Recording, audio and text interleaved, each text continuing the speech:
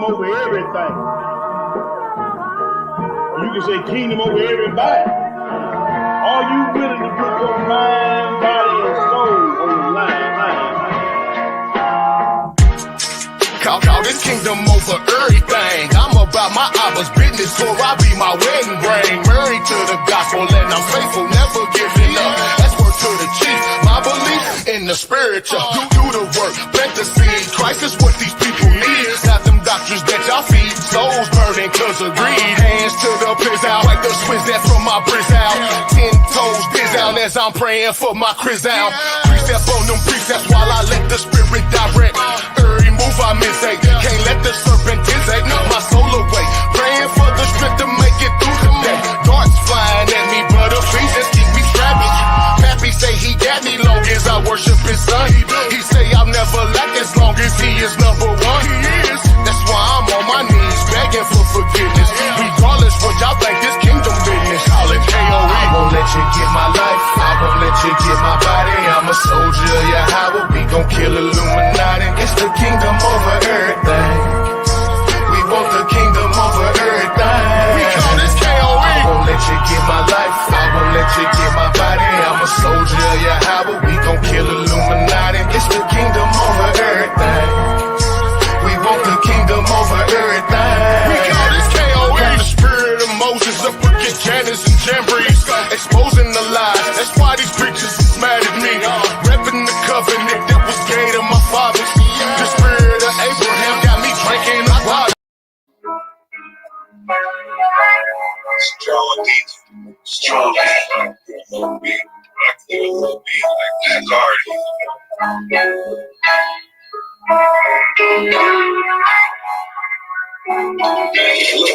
This the gospel, this is gospel, and now my whole team behind bars like the honor show. I'm unapologetic. You get no apologies, no healing matches is rapping into this idolatry. My people satisfied with a lunch. That's my boy Strong Decent, man. This president, he's in office, I'm in the market crashes. And you listen up, you guys say shoot is the target practice. Vandalism, straight to evangelism. I feel this mess with your head like a tumor and aneurysm. I ain't on the wall like I'm even gangsters. More attention, get drunk and glad you're cooking. I'm taking the mind of my people call me a therapist. You can't get it, you wicked, and you a heretic. Take a look at history, Europeans and terrorists. They released the heresy at the Edomites for the emperor. I got blocked and Jupiter. The Lucifer falling on Jupiter. I'm surfing on the beach, call me tubular. Never complacent, maneuver like a boomerang. They say my food is bomb like Saddam, cause my shit is nuclear. It hurts united green light, so they murder Jake.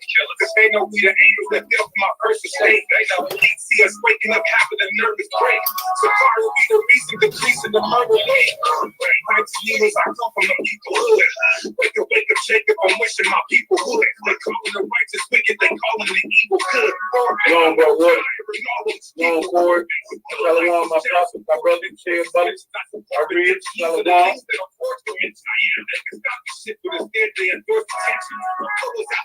I jump in the fourth dimension. In the program, the critiques of the Planned Parenthood. Woman.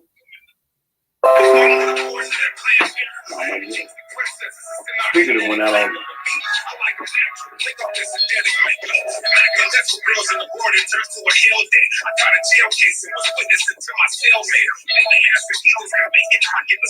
everybody get it, bro.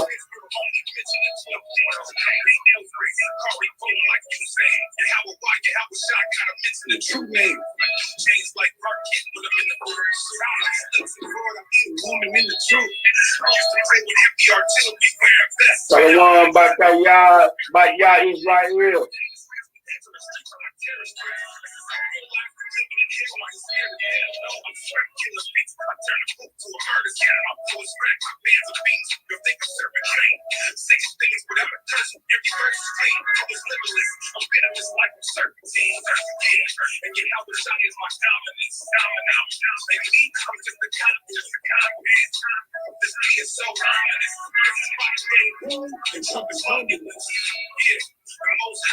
I was about y'all in the building. Shalom. Yeah,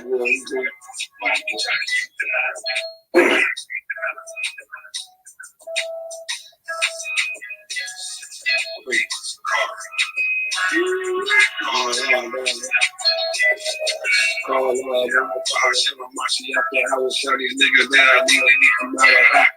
read that Malachi.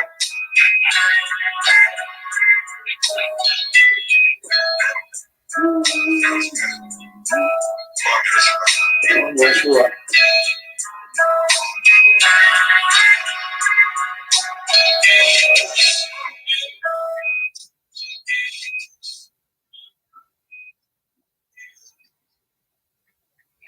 Shalom, shalom, family. We back in the building. All praise, honor, and great glory is unto our God, the God of Abraham, the God of Isaac, and the God of Jacob. To our brothers and sisters in the faith, as always, we salute you.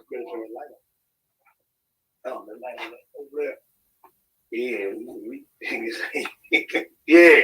As always, we salute you. Want to say special shout out to the young lad. He held it down with another excellent lesson while I was out. All praise to the Most High for that lesson. Bringing more thunder as always. Gonna have a few announcements when the lesson is over. I'm just trying to give people a little time to climb in. Thomas Madison, Shabbat Shalom, my brother. I'm gonna go ahead and give you the title of tonight's lesson. The title of tonight's lesson is "What About the Other Nations?" We've been doing a lot of lessons on Israel and how Israel is the apple of the Most High God. We've been doing a lot of Melchizedek ministry, Melchizedek order lessons, and when you bring in stuff to light, and you get a lot of people.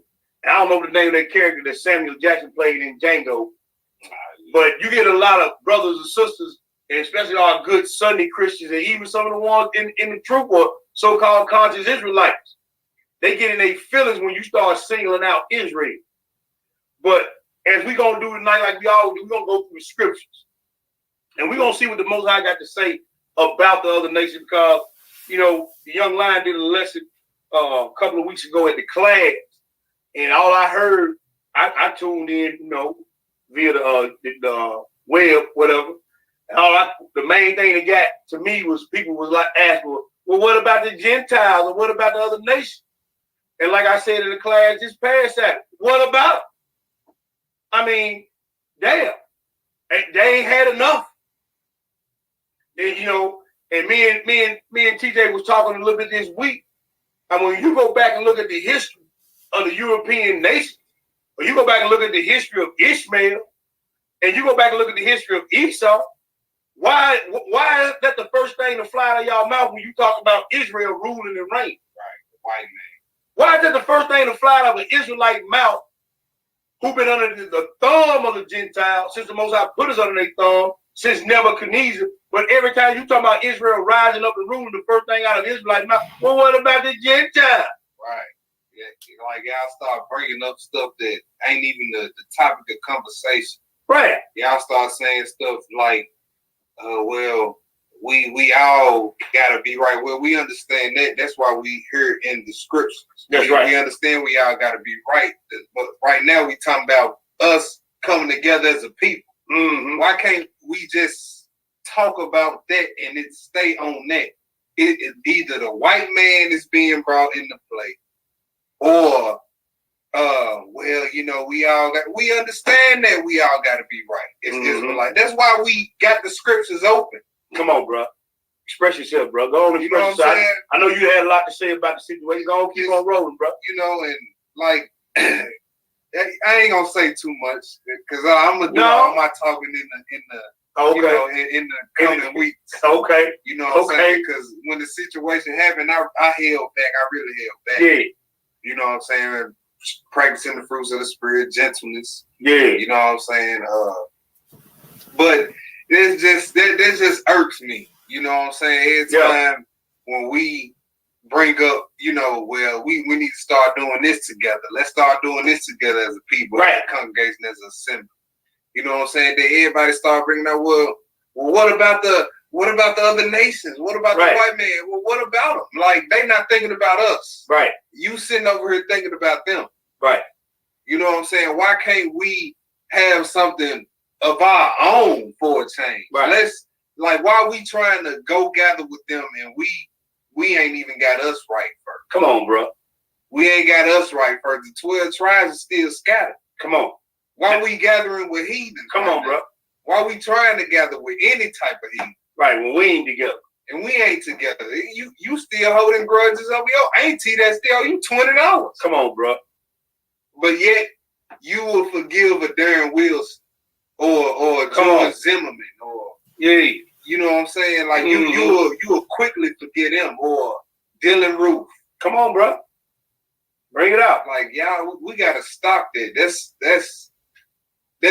very. That's a mental sickness, is what it is. And most of you Negro, like he just said, got family members in your family right now today that you ain't talking to, ain't called, ain't checked on, nothing. But you will sit there and say out your mouth, well, you got to forgive. Well, you a hypocrite. Yeah. You a hypocrite. Yeah. You see what I'm saying?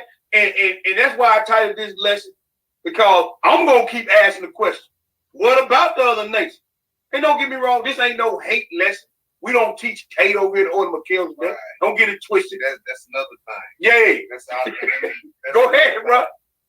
See, this is another thing. When you start talking like this and start bringing topics out like this, people gonna put words in your mouth. Like, they ain't gonna hear you say one time. That you ain't gonna hear us say one time. You never heard us teach that no other nation will make it into the kingdom. You ain't never heard us say that. No, but the minute we start talking like this, that's the first conclusion everybody gonna draw. Yep. Well, are you saying that no other? Look, listen to what we didn't say that. We read this book. We read book over here. The scriptures don't say that. No, it don't. But what it do say that in the new city or the new kingdom of Jerusalem, there will only be Israelites in Jerusalem. The other nations got to come up once a year, pay homage, and get their instructions and go back to their land where their forefathers were from. Right. And let's be logical about this. All nations, everybody out of every nation is not coming up to Jerusalem. Nope. Like, let's be real. They won't even be able to hold all those people. Thank you. They're going to send emissaries. They're going to send ambassadors, messengers up. Yep. They're going to get the instruction, go back, tell them what they need to do. Come on, bro. Then the nation that say, well, I don't want to serve them niggas, guess what? You get no rain. And he said he going to rule with a rod iron. You going to get your head cracked. Yeah. No rain, no food, you die. Your choice. Exactly. Your choice. And those heathens that will be called by the name of the Most High that make it in, you're going to be a slave. And that's just what it is. Bond servant, whatever you want to. If you don't like slave, if that's too harsh, bond servant. Same thing. Hey, same thing. And we're going to read book. We're going to read book. That's what it's going to be. And guess what? The scriptures we're going to go through tonight, he going to start with one nation to the other. And he going to get all the way down to the nation who the land that he took and gave to us. He ain't leaving nobody out. And we finna get right into it. You hear me? All right. We finna get right into it. And we're going straight to it. Revelation the 13th. We're going to start it at 9. Let us know if y'all can hear us on YouTube and sure. Facebook. I'm glad you said that. Yeah. Let us know if y'all can hear us, man. Because if not, we need to reboot some stuff. But let us know if y'all can hear us on YouTube and Facebook. I got my boy Wardy P in the building. Shalom. Beloved brother Corey Kirkwood in the building. Shalom, my kids. You know what I'm saying? All my brothers and sisters on the feet.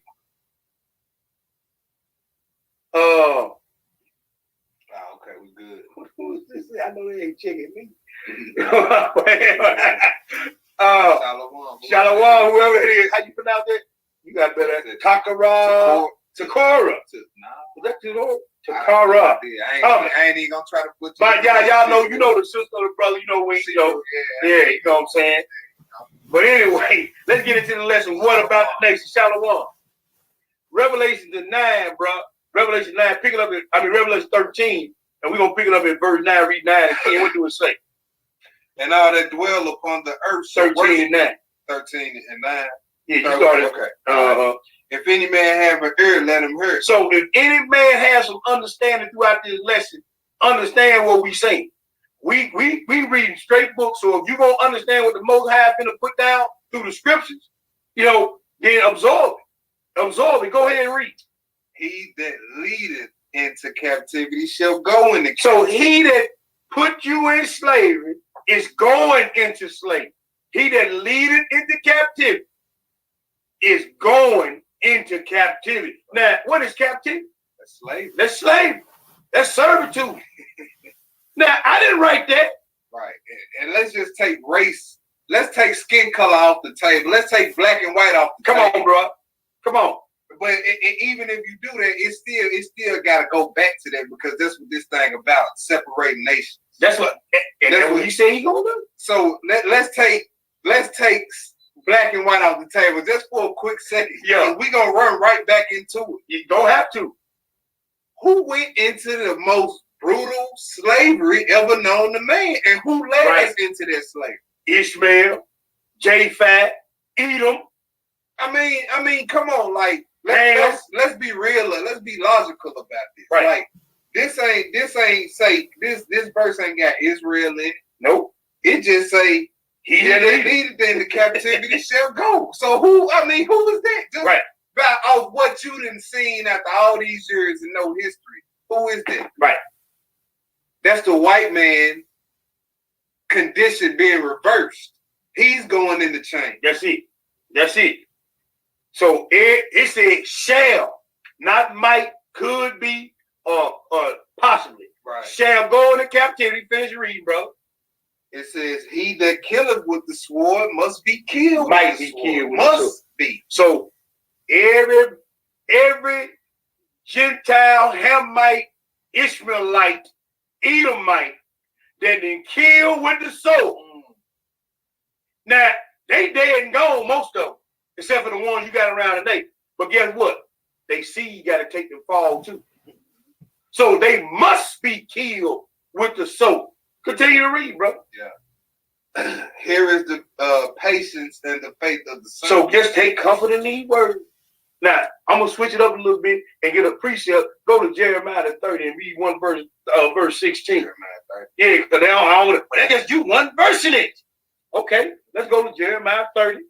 They're going to read verse 16. Here go the precept to that. Jeremiah 30 and 16, what do it say, my young brother? Therefore, all they that devour thee shall be devoured. So everybody that they devour, physically, monetarily, biologically, whoever have devoured you, that is Jeremiah talking, right? So he's talking to Israel. I just want to get that straight. If they have devoured, they going to get devoured. Continue to read. All thine adversaries, all thy enemies, every one of them, he ain't gonna leave nobody out, meaning past, present, and future. Go ahead. Shall go into captivity. Shall go what? Into captivity. So bring everybody that's dead and gone, everybody that's living now, the ones gonna be living in the future that's gonna be doing this before Yeshua gets back. Every last one of them going into captivity. Not my word, the words of the Most High. Continue to read. And they that spoil thee shall be a spoil. Oh, all my money coming back, all my rank coming back, all my dignity coming back. Whatever you took from me, I need to get that back. Continue to read. And all that prey upon thee will I give for a prey. And he gonna give them to be preyed upon. Now, that's your two precepts. I don't worry about no one line. Now let's go to Isaiah 55, bro. I wanted to throw that in there because I know a lot of people. I thought about that at the class. Well, he one line. That was okay. Well, we got our two witnesses. 55, Isaiah 55, we're going to read verses 10 and 11. Because we just read it twice that they going into captivity, they're going to be preyed on. Eh? Now, you think he lied? Read Isaiah 55 and start at that verse 10. What do you say? But as the rain cometh down and the snow from heaven, and returneth not thither. And return it. See the rain go down. It don't go back to where it came from. Continue to read. but watereth the earth and make it to bring forth and bud. So when the water comes down, he make the earth bring forth and bud. So the Most High word is gonna produce what he said it's gonna produce. Continue to read. That it may give seed to the sower and bread to the eater. Go ahead, brother. So shall my word go forth out of my mouth. Yes, sir. It shall not return unto me void, but it shall accomplish that which I please, and it shall prosper in the thing whereunto I sent. Now, one thing I kept reading, and I kept reading every time I read this, it's gonna prosper in the thing that I please, and it pleases him, according to 2 Thessalonians, that is a righteous thing to recompense tribulation on those that trouble you. Yeah. So whatever he said that came out of his mouth, it's gonna prosper in that thing when he sent it. It ain't coming back void. Now, I just wanted to get that straight. So when we talk about the Gentiles and the heathens going in Israelite and going into captivity, not our word, and it's gonna happen. It's gonna happen because he says it's gonna prosper, and it ain't coming back void. Let's go to the next place, bro. Let's go to Deuteronomy 32. Deuteronomy 32. Because it's high time, bro, that we stop always trying to soften the blows for other people, and ain't no blows been softened for us. Man, what? And like I said, don't get me wrong. I got some Gentile people I work with, and I know they good people. I ain't got nothing against them person. They ain't never did nothing. But as a whole, as a nation, as a country, bruh, when it's time for me to go and them go back where they going, that's just what it is. Right. You see what I'm saying? But hey, we're gonna continue to read this thing. Deuteronomy 32, bro. We're gonna pick it up at the 7. We're gonna read verses 7 through 10. But I want to key in on something in that verse 9. It's almost like go ahead, bro. some of these people, like they just gonna be hanging around the leg on one of these heathens when it's time for them to go back to their home. Like I said, just like that character on Channel 1, Ebenezer Booker, just like that character on Django, man, that Samuel Jackson played. You know what I'm saying? Yeah. This joke got you in captivity, then killed your family member, and all that. You done seen all these slaves get beat and killed, and you crying over this dude, man. Right. Then hear us talking like this and be like, oh, that's hate. That look, we ain't cut none of they babies out of they women's wombs. Nope. We ain't use none of they babies for alligator bait. We just reading the scripts. We ain't took they babies freshly born out their mother womb and slam them on the ground. We ain't sodomized they men in front of they women. Nope. Castrated they men in front of they women and burnt them and hung them. Nope. We ain't done none of that. But the minute we open these scriptures and start reading the scriptures, everybody little weak feelings get hurt. Right. Oh, that just sounds like hate. Thou shalt not abhor the evil. Look, we ain't abhor nothing. That's these ain't all words. We just read. We reading straight book. We ain't did none of what they done to us. Nope. And he said they gonna get killed by the soldiers. That's right. They gonna be devoured. That's right. Our Stockholm syndrome. That's it, bro. That's exactly what it is. And then like I'm gonna tell you, like I told the class, your problem is not with the order of Melchizedek ministry. Right. Your problem ain't with none one of these brothers reading these scriptures. Your problem with the Most High, because we didn't write none of this. So if you got a problem with, matter of fact, don't even email me and nothing about no problem about what we saying tonight. Call it, go to the Most High with it, because I don't want to hear it, because I didn't write nothing in this book. I mean, if you ain't coming with no precepts, you don't even say nothing. That's what the scripts say anyway. That's it, bro. Speaking to the oracles of God, keep your mouth closed. Put your hand on your mouth. 32:7, bro. What do it say? Remember the days of old. Consider the years of many generations. Ask thy father, and he will show thee thy elder, and they will tell thee. Go ahead, bro. When the Most High divided to the nations their inheritance, he separated the sons of Adam. Separated the sons of who? Adam. So this go for everybody. And everybody got a specific inheritance in this word. So, not my words again, the words of the Most High, but go ahead and read. He set the bounds of the people according to the number of Israel. He set the bounds of the people according to the number of the children of Israel. So everything, and we got a lesson coming about the 12. You see what I'm saying? Everything in this world is set up on 12. Even when the Father kingdom come down, it's going to be the 12,000 years. We can prove that through the scriptures. Everything. You got 12 hours in a day, 12 hours in a night. You hear me? 12 months in a year. Everything is set up on Israel. And guess what? Even how the kingdom's going to be set up, ain't no 13th gate for the Gentiles or Hamites to get in there. You hear me? It's 12 gates, 12 foundations, 12 pearls, an angel at each gate, 12. So when you ask me what about the nation, they gonna take their ass back to where they belong.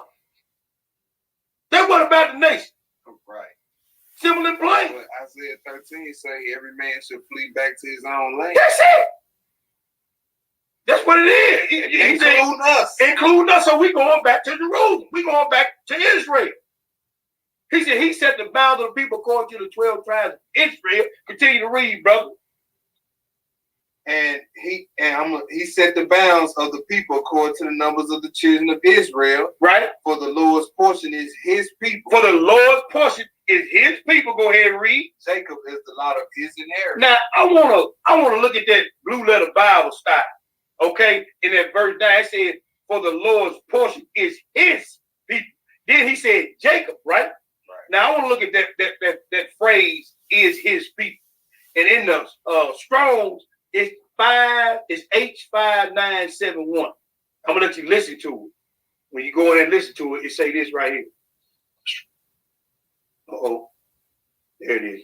Strong's H5971. Am. Second entry. Okay. Now I'm gonna read what it says under the outline of biblical use. It says, so it says nation, people, nation, persons, members of one's compatriots, countrymen. So to be a countryman, you have to be from the same country as the Most High, or where his name is. Am I right, brother? That's right. Okay, and guess what the last part of it says? Kinsman, kindred. Now, if you ain't no kin to me, or you ain't no kin to the Most High, you can't dwell in Jerusalem, because you ain't a part of Jacob.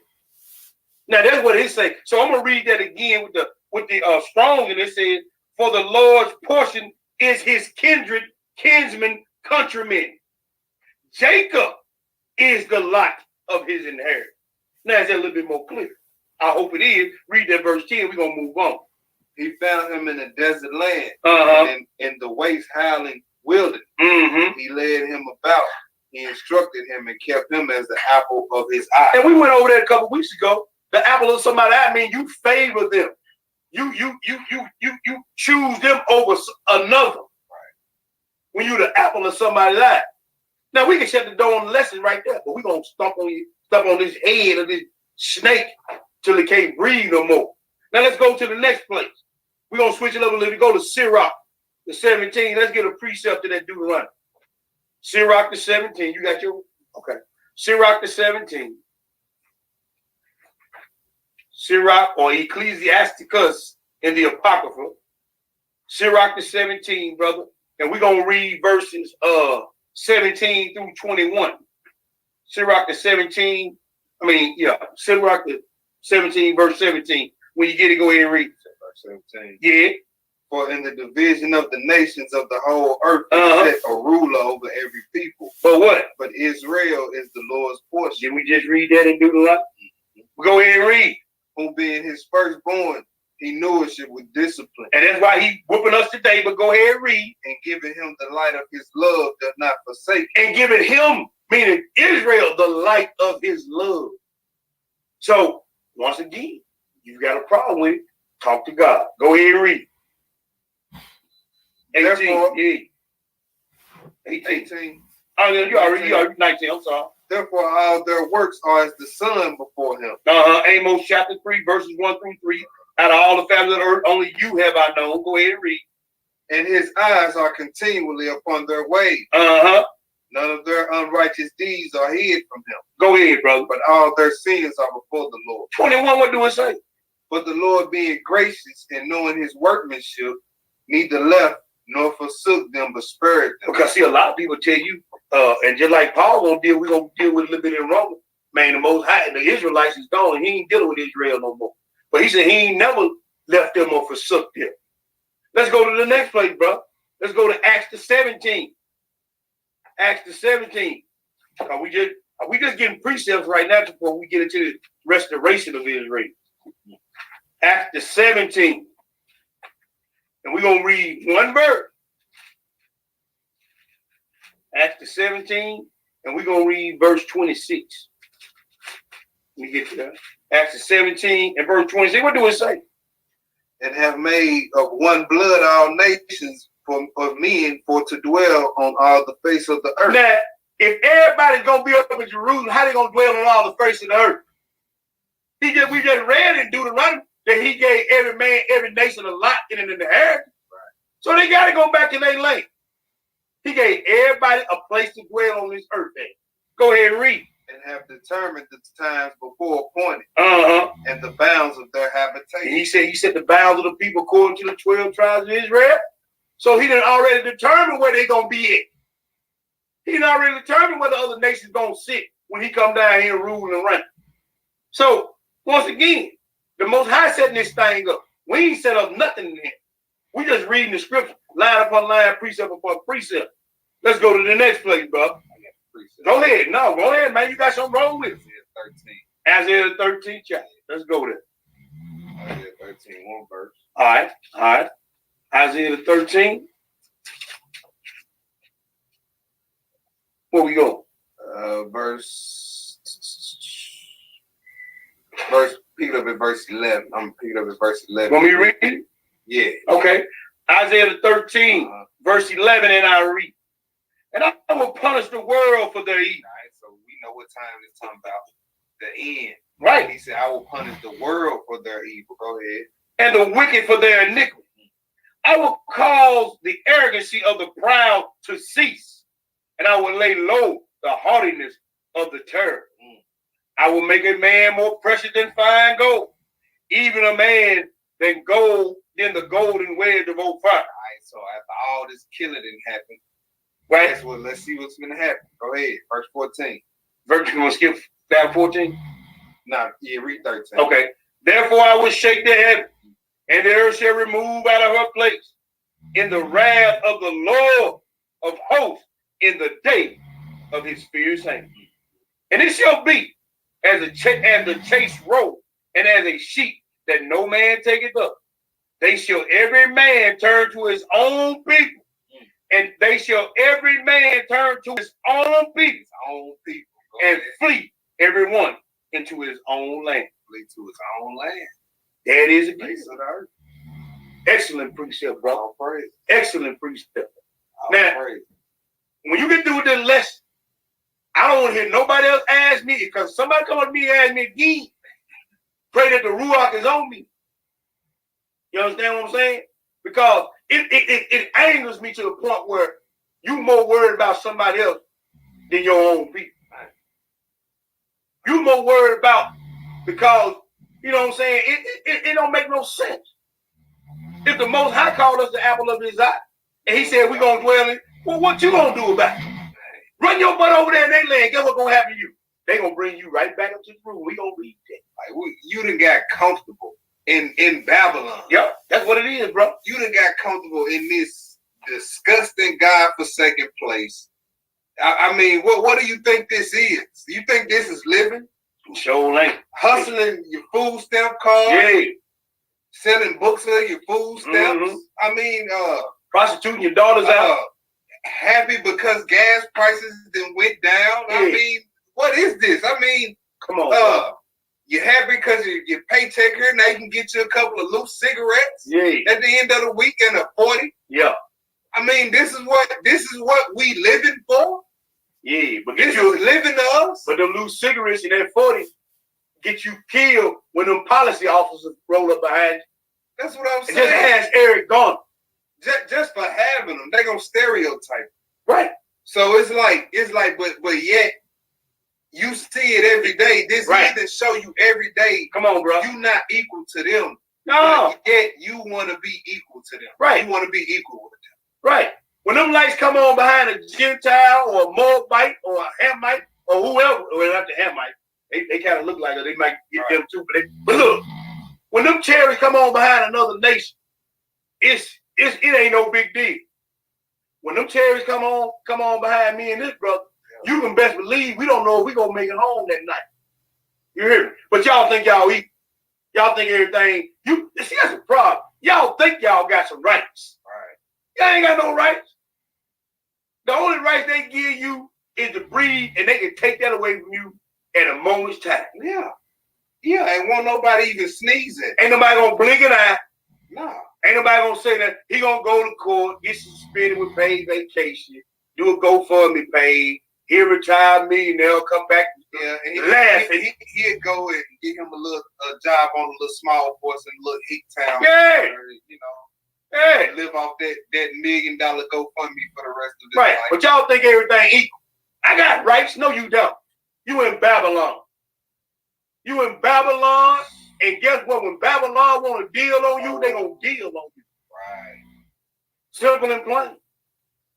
And to brothers like me and some of the other brothers that order Melchizedek ministry, talking like we talking, they'll put us on the hit list. Yeah. But all praise be to the Most High Yah. Yo, hey, Wab, hey. If I got to lay it down for that, I'm good.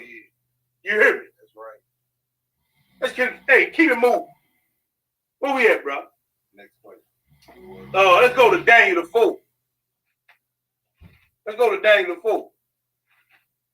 If I can get in the kingdom by one of these heathens killing me for teaching the gospel of Christ, all praise to the Most High. Yeah, you know they banning so-called truth speech. They don't want nobody going in on these heathens. Right. But guess what? Guess what? We bomb. Partner, you done ran into two that don't care. Nah. You hear me? Nah. Because I know if I hold on to the end, I know if I hold on to this to the end, I'm going to be God. Yeah. And I'm going to be handed down sentences. You understand? Brother Ed, Shabbat Shalom. That's my bro. What's good? Naptown in the building. Yeah, man. But anyway, I don't want to get too far off the track.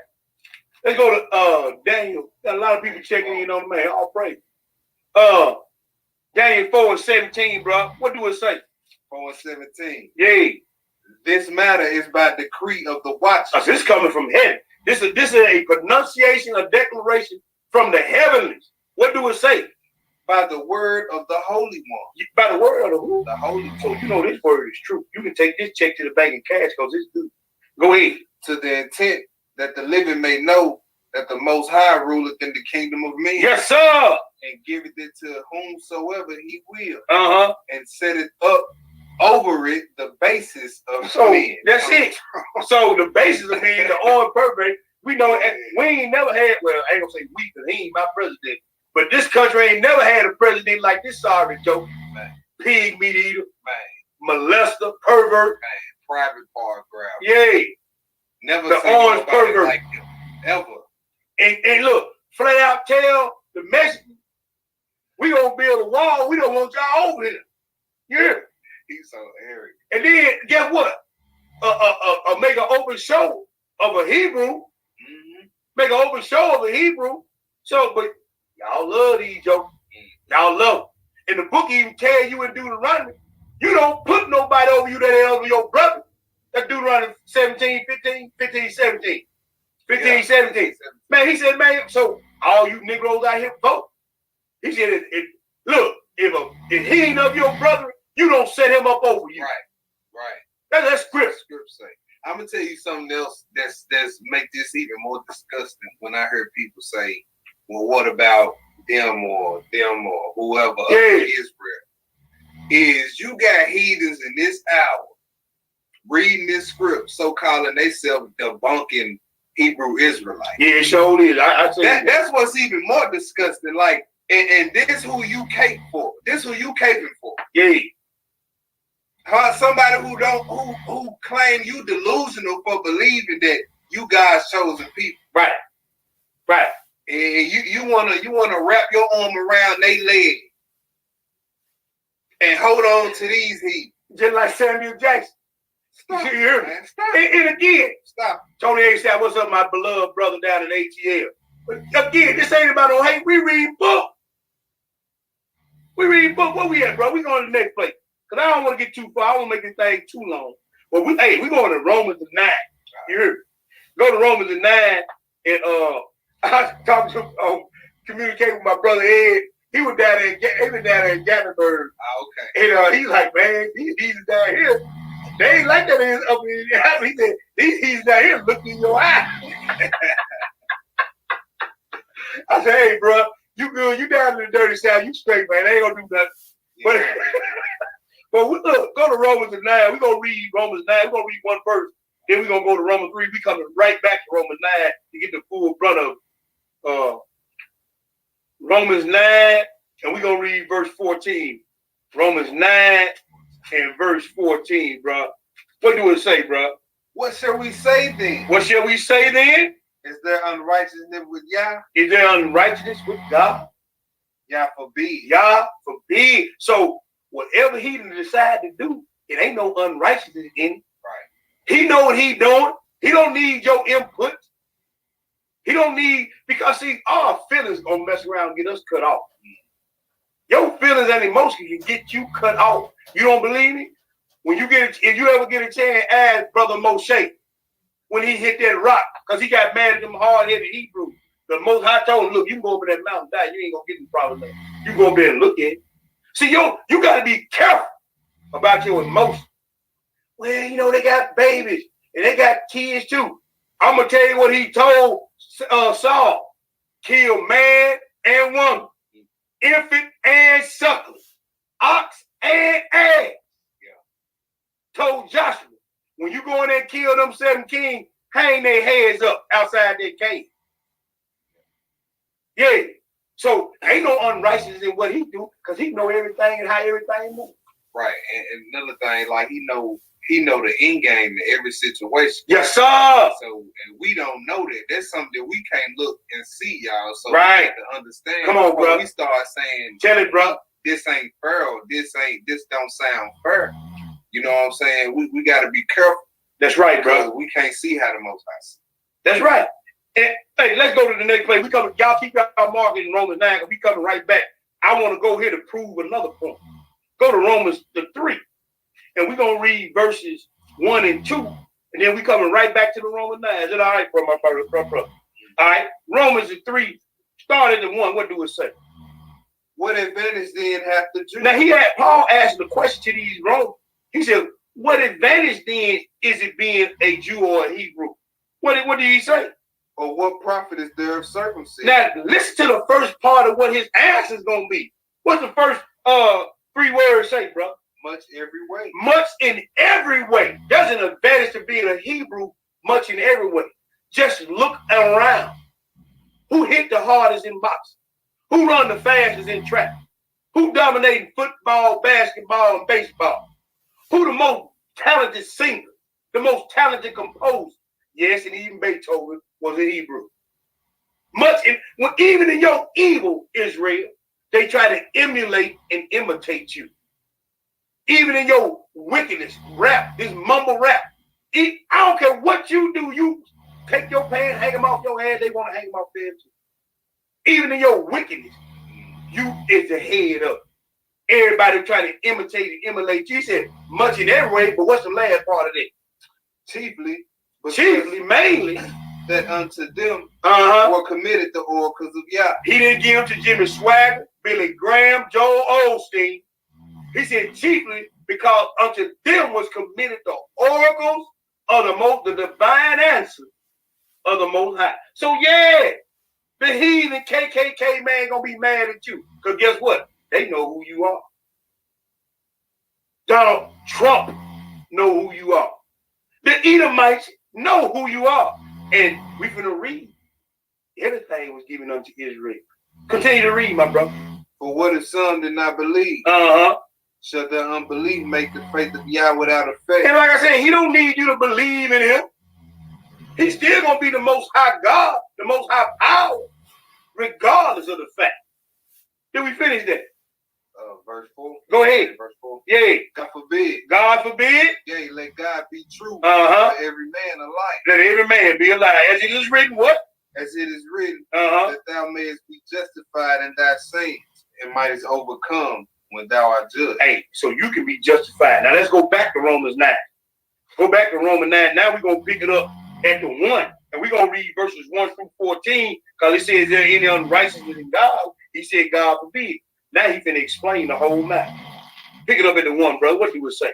I say the truth in Christ, I lie not. Uh-huh. My conscience also bearing me witness in the Holy Ghost. Yes, sir. That I have great heaviness and continual sorrow in my heart. Uh-huh. For I could wish that my soul were accursed from Christ, for my brethren, my kinsmen, according to the flesh. According to spiritual. The flesh. So we ain't talking about spiritual Israel. He said, my kinsmen, according to the flesh. Because I ain't gonna name the brother name, brother. What know what I'm talking about? You got this one Hebrew, got Gentile teaching in his class. Hispanic, he said, that's my kinsmen according to the flesh. Who are what? Israelites. Who are what? Israelites. Not Ishmaelites, not Edomites, not Hamites, not Gentiles. Who are Israelites? Continue to read. To whom pertaineth the adoption. Oh, so now we are pertaining to adoption. He changed our daddy's name from Jacob to Israel. One who has power with God and with man. That's what Israel means. A prince who has power with the Most High and with man. Continue to read. And the glory. And the glory. And the covenant. And the covenants belong to Israel. Old and new. Old and new. And the giving of the law. So ain't nobody supposed to be teaching this book if you ain't a Israelite, Hebrew Israelite. Continue to read. And the service of God. And the service of God. Uh-huh. And the promise. All the promises belong to those niggas, spirit chuckers, booty scratchers, like y'all like to call them. Brother Charles. Brother Charles said bed warmers. Like Brother Charles said bed warmers. Everything was given to those people who have been dispersed and downtrodden, like so many nickels and dimes, like the gum on the bottom of your shoe. Yeah. Everything belonged to us. And he gonna give it back to us, and we're gonna read through the reading of the scripture. It ain't gonna be nothing nobody can do about it. Continue to read.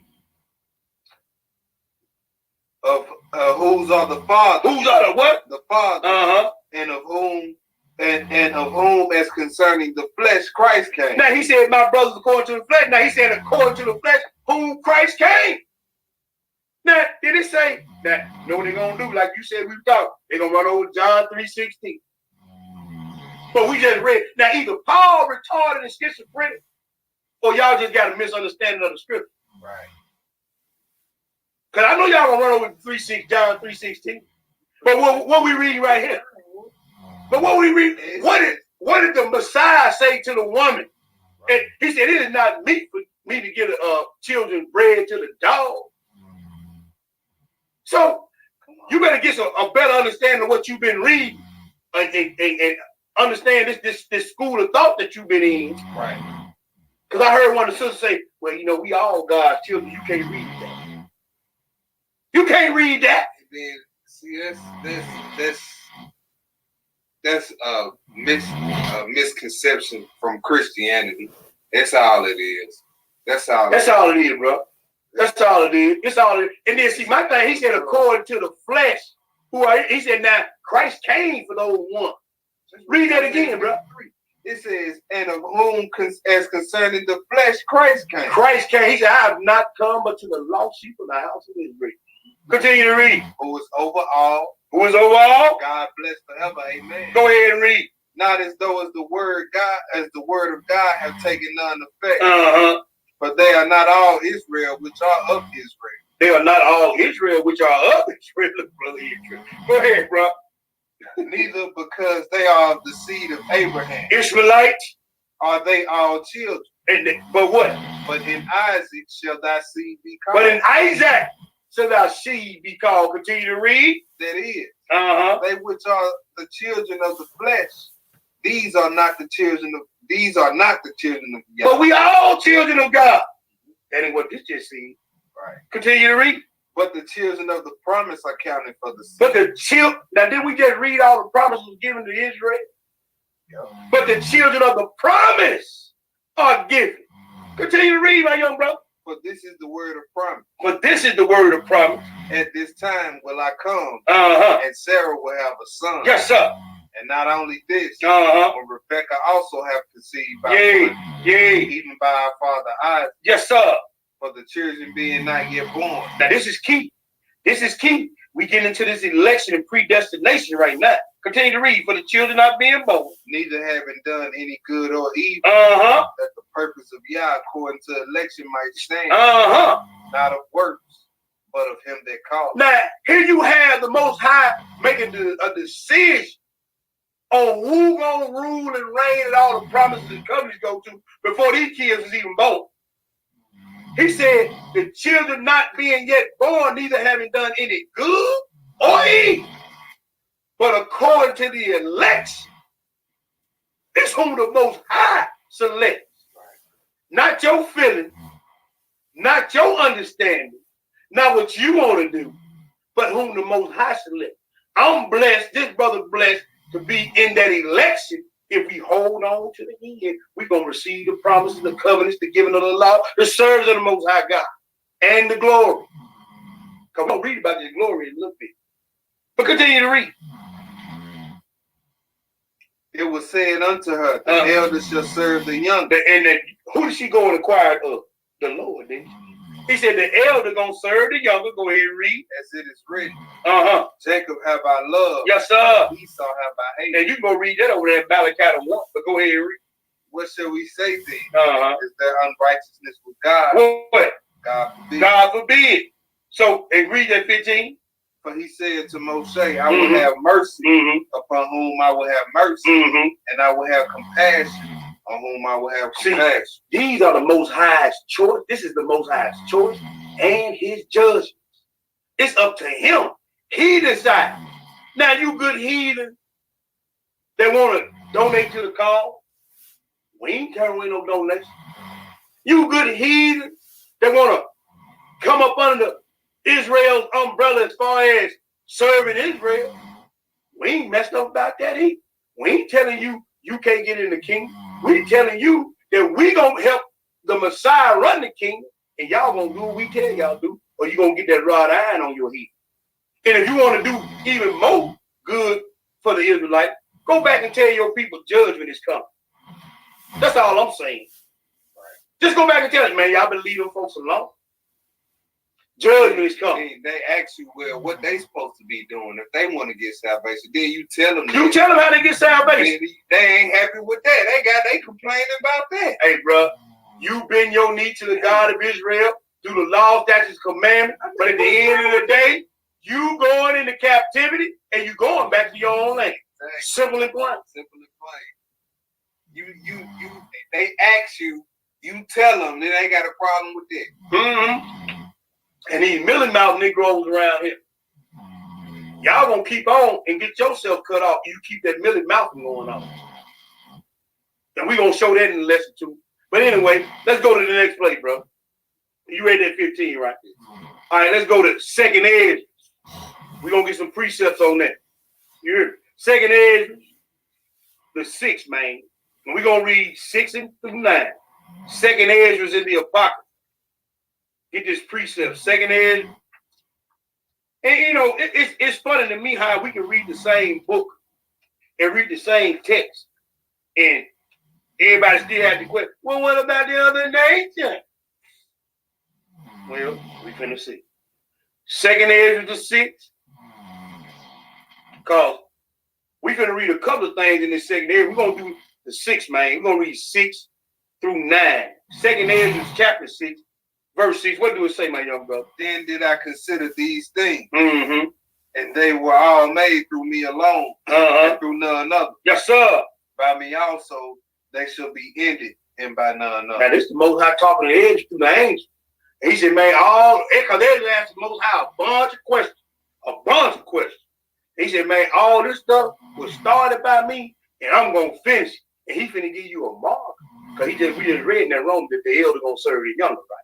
Okay, now, when is the elder going to serve? Because the elder ain't serving the younger now. Because them was the ones that wrote the insurance policies on your slave ship. Right. Them the ones that run the entertainment business. That get all our actors and entertainers strung out on drugs and then still make money on after they dead. You hear me? Dwelling in the clefts. Yeah. They hide in secret places. Yeah. You don't know what he is. And I know the young brother been working on something about Zepho and how he infiltrated all the nations. But he said, hey, I'm going to end this thing, but he's going to give you a marker when it's going to end. Continue to read. It says, and then I said, what shall be the parting asunder of the time? The party, he said, because he said he's going to end all these things, right? So then Ezra said, look, man, when is all this going to happen? When is going to be the parting asunder of the time? Go ahead. Well, when shall be the end of the first and the beginning of it that follows? See, Ezra knew something. He knew that this world was created to be inhabited forever. He said, so the world as we know it, when is it going to end? And when the new one going to start up is what he asked.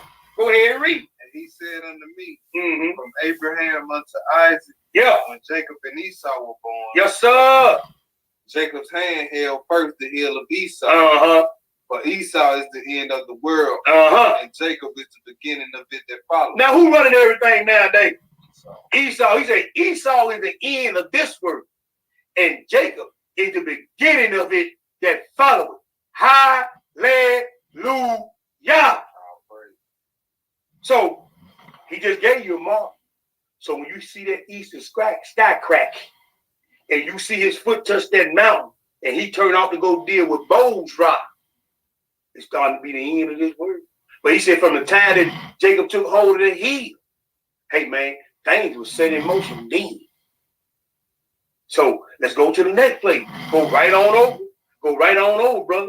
To this. Did you read that 9? You read the 9, right? Nah, let me read. Read that 9. Yeah, I'm gonna read it again. Go ahead, brother. Esau is the end of the world. Yes, sir. And Jacob is the beginning of it that follows. So now, roll on over to 2nd Ezra the 7th, and we're gonna read 3 verses of scripture. We're gonna read 10 and 11, then we're gonna skip down. You heard me? 10 and 11, and then we're gonna skip down. When you get it, go ahead and read, my brother. And I said, it is so, Lord. Then said he unto me, even so also is Israel's portion. Now, go ahead and read, bro. Because for their sakes I made the world. Whoa, people got a problem. And when we read this in the class, brother, they had a problem. Read that again. Because for their sakes I made the world. Israel, portion, he said, for their sakes. See, no wonder they took this book out. Because in other scriptures, it said the other nations are like spittle unto the Lord. But he said, for their sakes, I made the world. Esau is the end of the world. And Jacob is the beginning of it. We follow, continue to read. And when Adam transgressed my statute, Yes, sir. then was decreed that now is done. Oh, did you catch that, bro? There was another mark. So there was that predestination and election we read in Romans 9. He said from the time that Adam sinned, I already had this set in motion. That this world was made for Israel. Continue to read. Then were the entrances of this world made narrow. Yes, sir. Full of sorrow and travail. Go ahead, brother. They are but few and evil. Full of pearls. Did you? No, I ain't want you to read that 12. Let's get into another lesson. Skip down to verse 19. What do it say? And he said unto me, there is no judge above Yah, and none that have understanding above the height. So don't question him when he said he made this world for Israel's sake. He said, I know what I'm doing. There is no judge above Yah, and ain't nobody got no understanding like me. Let's go to the next place, bro. Let's go to the next place. I know those scriptures hidden like Steve. But hey, it is what it is. It say what it say. And it's gonna do what it's gonna do. Let's go to the next place. Let's go to let's get into this restoration. Let's go to Zechariah. Let's go to Zechariah the 1. I know that this ain't pleasing to a lot of people. But hey, man, look, I'm tired. I'm ready for this thing to wind up. Like the young brother said, you comfortable in Babylon? You comfortable with your neck up under this yoke of Nebuchadnezzar? You comfortable with this world has been getting hold into the hands of the wicked? What the script say? You comfortable with that? It's the habitation of every foul spirit. Every foul spirit and unclean bird. and unclean bird. That's what the book say in Revelation. Zechariah the 1, bro. We're gonna pick it up at 12. And we're gonna read verses 12 through I'm gonna stop it at 17. All right, 12 through 17. What do it say? Then the angel of the Lord answered and said, O Lord of hosts, Mm-hmm.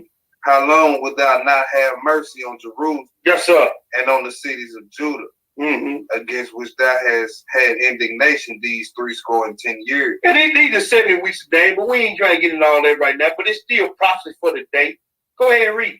And the Lord answered the angel that talked with me with good words and comfortable words. Go ahead and read.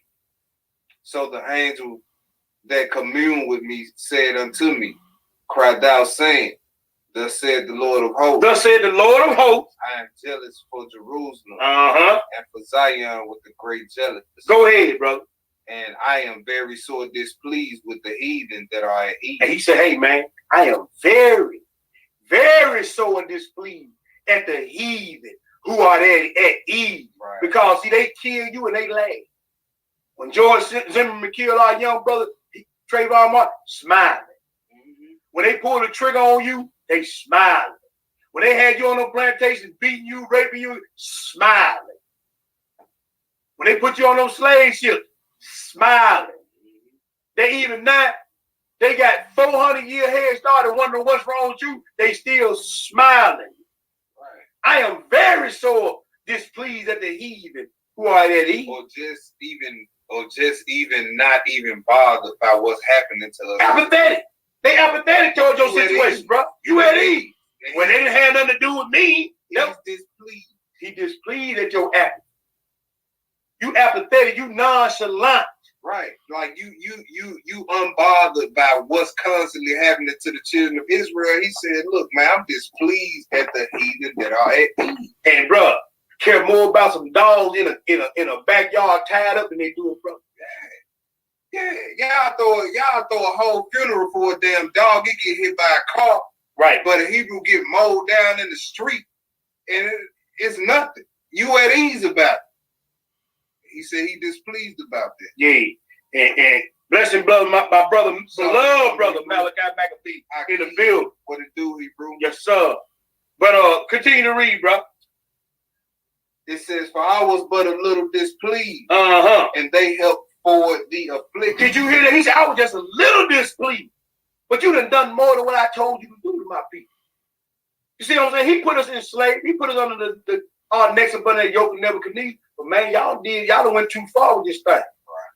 He said, I was just a little displeased, but you have helped forward the affliction. So they're going to be payback. Continue to read, my brother. Therefore, thus said the Lord, Uh-huh. I am returned to Jerusalem. Yes, sir. Mercy. With what? Mercy. Uh-huh. My house shall be built in it, Yeah. said the Lord of hosts. So his house going to be built where? In Jerusalem. Go ahead and read. A line shall be stretched forth upon Jerusalem. Uh-huh. Cry yet, saying, thus said the Lord of hosts, my cities through prosperity shall yet be spread abroad. Uh-huh. And the Lord shall yet comfort Zion, And can do what? and shall yet choose Jerusalem. And shall yet choose Jerusalem. So we know where he gonna set up there. Now we're gonna find out later on in the lesson how it's gonna be set up. But let's go to the next place. Let's go to 2 Thessalonians. Let's go to, because we read over there in Revelation, he that leadeth into captivity must go into captivity, right? Yeah. Then we read in Jeremiah 30, the one that in the devoured gonna be devoured, ain't we? Read that, didn't we? Ain't nothing we say it was. Right. He said, and the one that was preyed upon you, you gonna be for a prey. Now we're gonna read what the, so now we're gonna go see what Shaul got. But no, everybody love Paul. Because Paul just is nice and soft. And Sunday Christian. Yeah, he just nice and soft, and he included everybody. Right.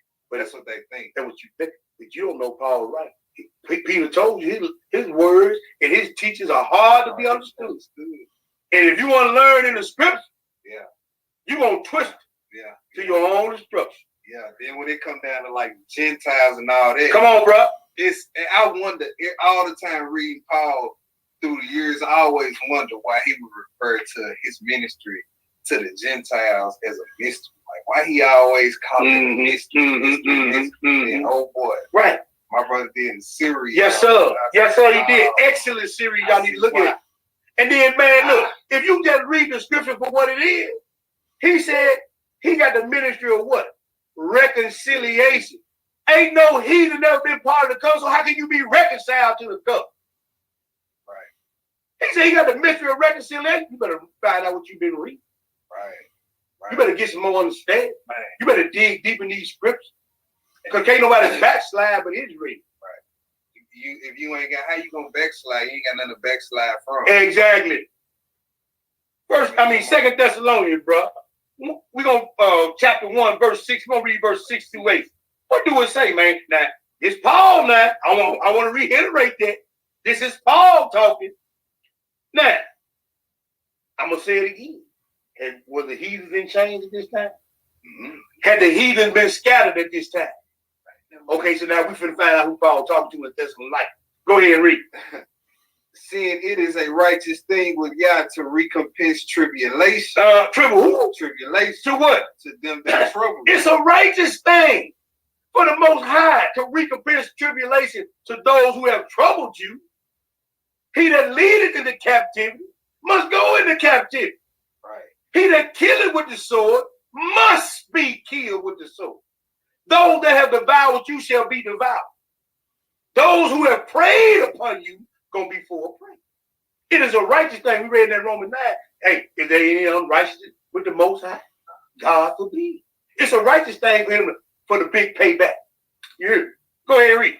And to you who are troubled, rest with us. Rest with us in this thing. Go ahead. When the Lord Yahweh shall be revealed from heaven with his mighty angel. Oh, now we know when this tribulation gonna start. See, you gonna go through the 3.5 years of tribulation, but he finna bring down problems like it ain't never been rained down. When he come back with his mighty angel, for Esau is the end of the world. Yeshua sprang out of Judah. For Esau is the end of the world, and Jacob is the beginning of it which follows. So when he come back with his mighty angel, it's gonna be a righteous thing for him to have blood up to the horse's bright. It's gonna be a righteous thing. You understand what I'm saying? When he said, "Who is this coming back from Bow's rock with his garments dipped in blood?" It's gonna be a righteous thing when the mountains look like they're gonna be melting with blood. You hear me? It's gonna be a righteous thing when he say, "Come up hither." It's gonna be a righteous thing when he said, "All Israel in their land." This sounds like hate speech. No, that we read straight book. He said when he come with his angels, then he said, "Hey, he gonna bid you to come to," and he said he gonna have the bird and the beasts of the field come eat up all the bodies. And then the scripture also go on and say, even after that, they still gonna be burying bodies for 7 years. See, this is a righteous thing that's gonna happen. You don't get peace by saying, "Man, you know, y'all did my people wrong." No, I'm gonna split your wig. Your mama's wig, your daddy's wig, and your kid's wig. Yeah. That's just what it is. Isaiah 11, the 11th chapter says, Israel and Ephraim shall lay hands on Edom and Moab. Yes, sir. Ammon shall be in subjection unto us. Hey, That's what prophecy that ain't happening yet. So it ain't happening. when is that gonna happen? We just read it. When he come back with his mighty angel. Continue to read, my young brother. It says, in flame and fire taking vengeance on them that know not Yah. You hear that, don't you? With flame and fire taking vengeance on them that know not the Most High God. So, hey, we reading book. Now, let's go back to Deuteronomy 32, brother. Go ahead and finish that. And that obey not the gospel of the Lord Yeshua HaMashiach. And if you ain't obeying the gospel, then you're going to get your wig split. Simple and plain. Deuteronomy 32, bro. And while you pulling in there, I got to pull up some again in that blue letter. Deuteronomy 30, no, not yet. Deuteronomy 32. Now, this time we're going to pick it up at 41. We're going to read 41 and we're going to read 41 through 43. Deuteronomy 32, 41 through 43. 41 through 40. Yeah, I know it sounds like hate speech, but one thing you can't never say, that these brothers was talking out top of their head, we reading books. So if it's hate speech, I'm gonna say it again. Take it up with the Most High. I don't want to hear it. Deuteronomy 32:41, bro. What do it say? If I wet my glittering sword, Here you go. Man, he sure talking about a lot of violence. man, He sure talking about a lot of violence. If I wet my glittering sword, continue to read. and my hand take hold on judgment, Uh-huh. I will. That's all right, go I ahead. will render vengeance to mine enemy, Uh-huh. and I will reward them that hate me. Sound like some real talk to me. Go ahead and read. I will make my arrows drunk with blood. I will make my arrow drunk with blood. Huh? Now we read in the new. We read in the old. Go ahead and read. My sword shall devour flesh, Yes, sir. and that with the blood of the slain and of the captives, Uh-huh. from the beginning of the revenges upon the enemy. Did y'all read it? Did y'all hear what the Most High just had Moses to write down? I'm finna do some killing for on vengeance for my captives. Go ahead and read, bro. Rejoice, O ye nations, with his people, Uh-huh. for he will avenge the blood of his He servants, will avenge the blood of his servants. and will render vengeance to his adversaries, Uh-huh. and will be merciful unto his land And to who? and to his people. Now we just read who his people was in that Romans, didn't he? He said he's gonna be merciful to them. Now let's get another precept of that real quick, TJ. Go to Isaiah 34. Isaiah 34. Real quick. You're gonna get another quick precept because I don't want to hear about no one-liner, man. Well, you took that out of context, brother. Okay. Now, this Isaiah talking to Israel right here. Isaiah 34, brother. Read verses 5 and 6. You're just gonna read 2 verses. Go ahead. For my sword shall be bathed in heaven. Uh-huh. Behold, it shall come down upon Idumea. Upon who? Idumea. Edomites. It shall come down upon Idumea. Continue to read. And upon the people of my curse to judge. Oh, so now we know who the curse of the judgment is. Go ahead and read. The sword of the Lord is filled with blood. The sword of the Lord is filled with blood. It is made with fatness. It is made with fat. it is made fat with fatness and what? And with the blood of lambs and goats. Oh, so now then we read it, just read that Deuteronomy. His end. So if you're an Israelite and you ain't with this truth and you ain't came up under the bond of covenant, because he said he gonna set the lambs on one side and the goats on another. Now he said with the blood of lambs and of goats. Go ahead and read. For the Lord have a sacrifice in Boz. He said, for the Lord have a sacrifice in the land of Edom. And what? And a great slaughter in the land of Idumea. And a great slaughter in the land of Idumea. There was one nation he didn't call out down. He finna call some more down. Did you finish that? Yeah, that was it. All right, let's go to the next place. Let's go to the next place. Let's go to Isaiah 45. Go right on over to Isaiah 45. And while you're getting it, I'm going to pull up some on the blue letter. I want to make something clear on that too. Isaiah 45. And we're going to pick it up, bro, at the, we're going to pick it up at the 14. We're going to read 14 through 25. When we get down to verse 17, I want to break something down. We're going to break something down.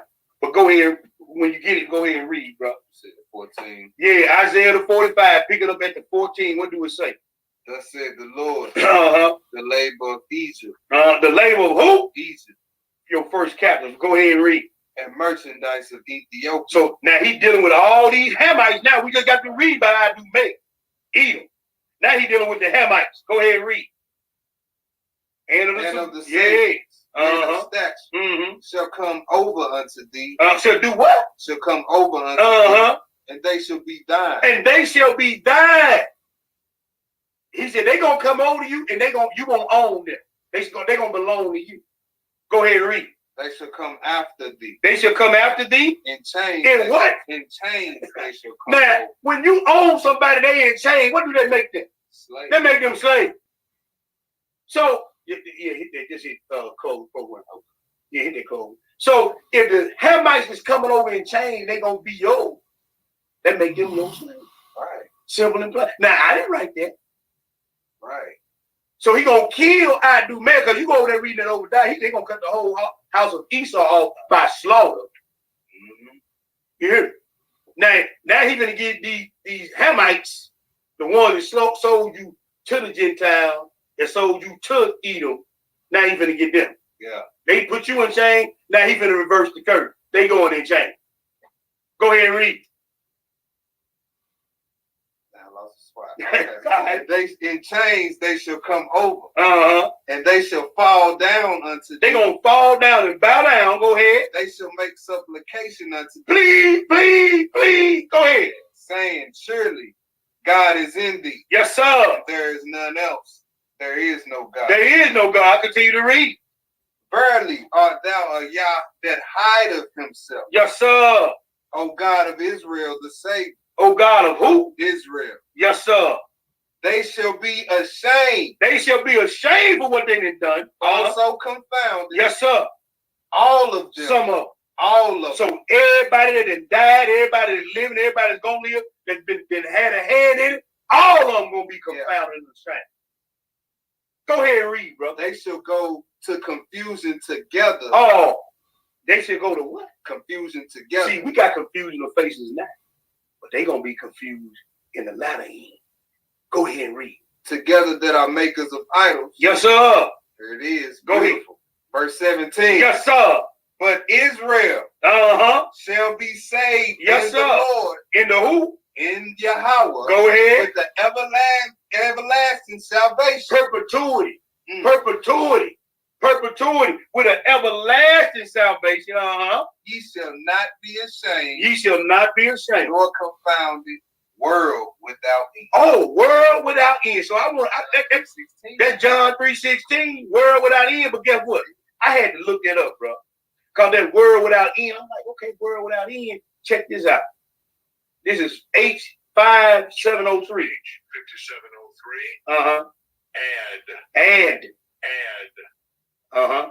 Now, the outline of biblical usage, it says perpetuity, forever, continuing future, ancient, of past time, forever, of future time, of continuous existence, forever, of God's existence. Right. It ain't, once this thing flip, it ain't gonna be no more flipping. So the world of Israel gonna rule forever. Forever, in perpetuity. World without end. World without end. The society of the Israelites. Yeah. Gonna rule forever. Yeah. Hallelujah. With our high priest and our father gonna be come down here, man. Hallelujah. So now you reading this just like I'm reading. Now he dealt with Idumean, he dealt with the Hamites.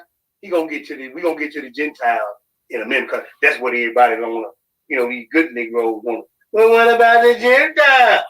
So we're gonna get to them too. Continue to read, bro. That was verse 17. Yeah, 17. Read that 18. 18.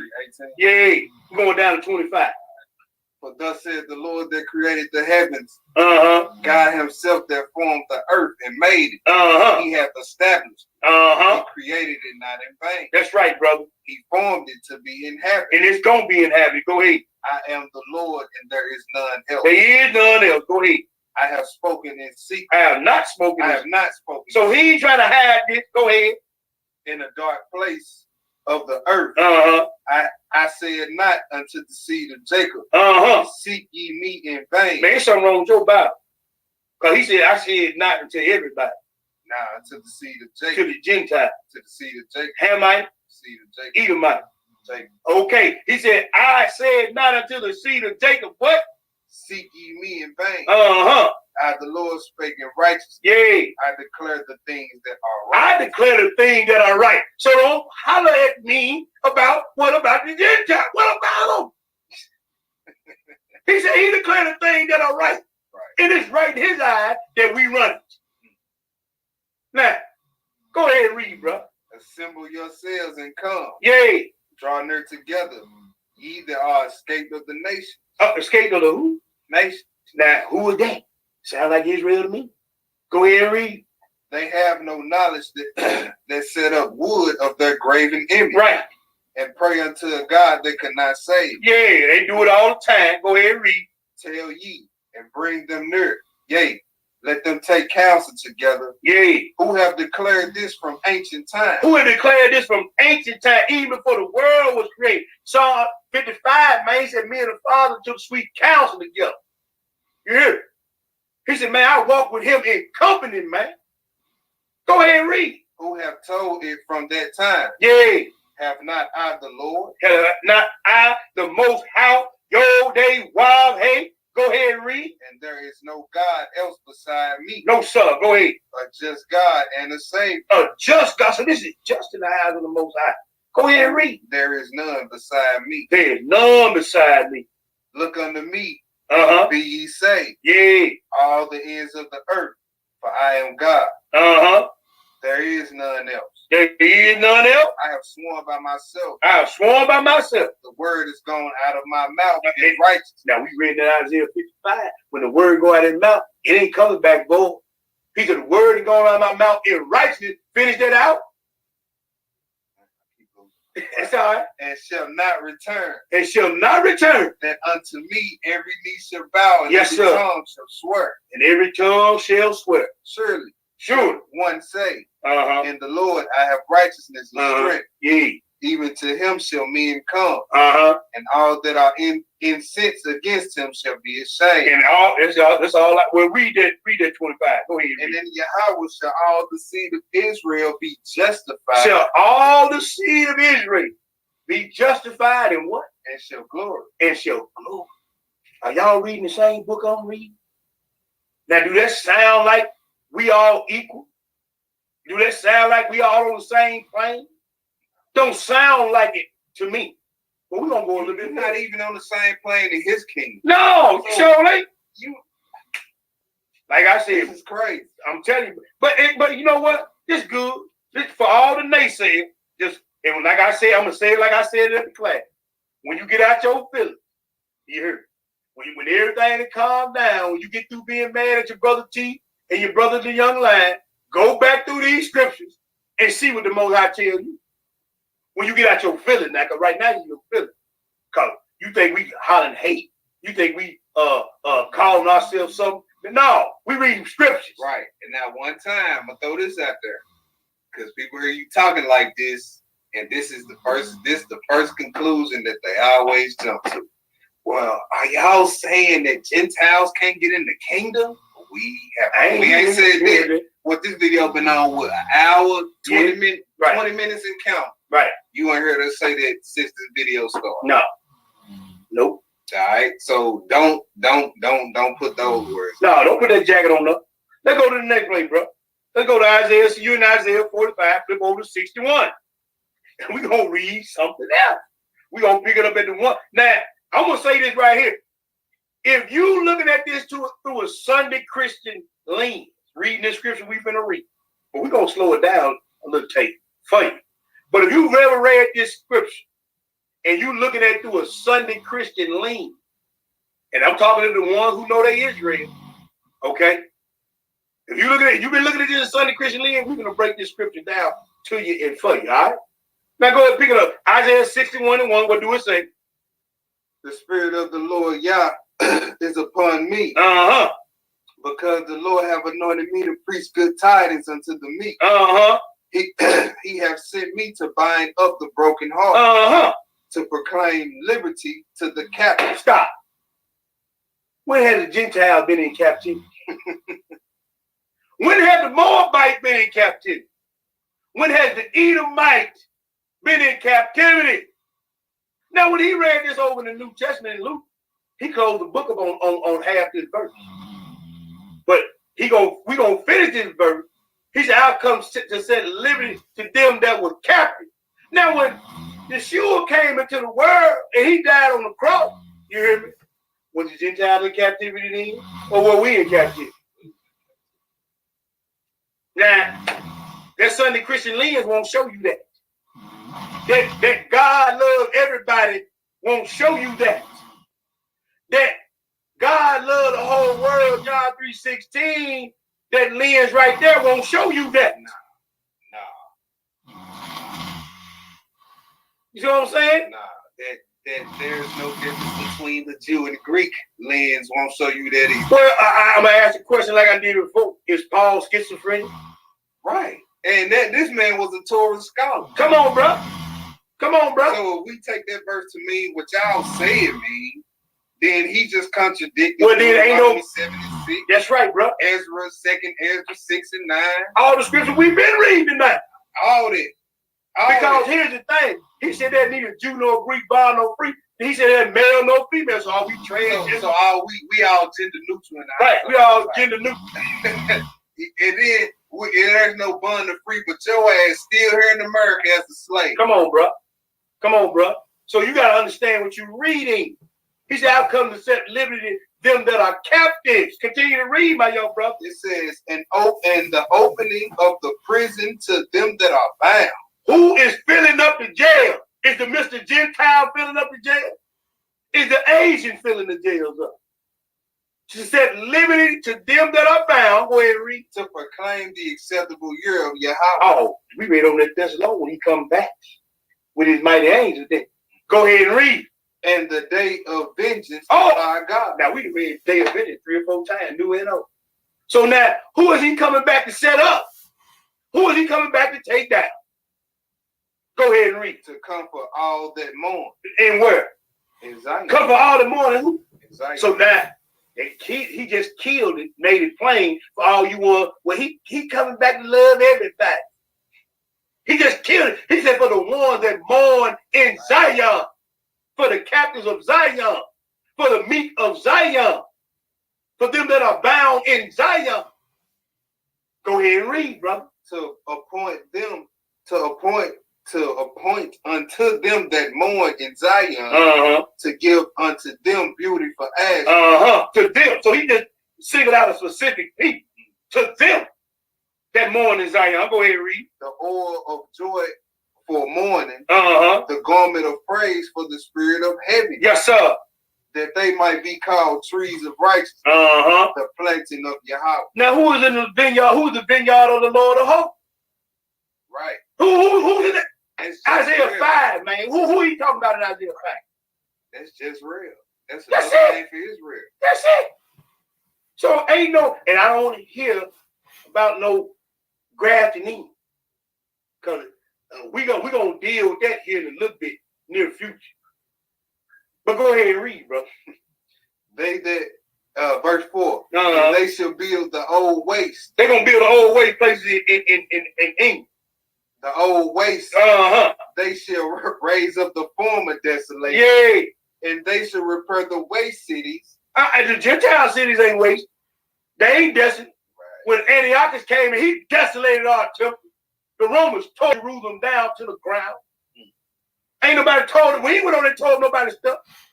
What? So who is he talking to? Who is he talking about? Go ahead, bro. The desolation. Go ahead. Many The generations. desolated many generations. And the strangers. And the who? Strangers And the strangers. shall stand and feed your flock. Uh-oh. Now they got a problem. I can't see the white man eat doing serving me. Don't matter if you can see it or not, really. He said, and the strangers shall feed your flocks. Continue to read, brother. And the sons of the alien And the sons of the alien, shall be your plowmen and Uh-huh. your vine dressers. and they gonna be working in the field. Go ahead and read. But ye shall be named the priests of the Lord. Now, who is the holy nation and the priest of the Lord? It ain't the Gentile, it ain't the Hamite. And so who is this scripture talking about? And who was he talking to when he read it over the New Testament?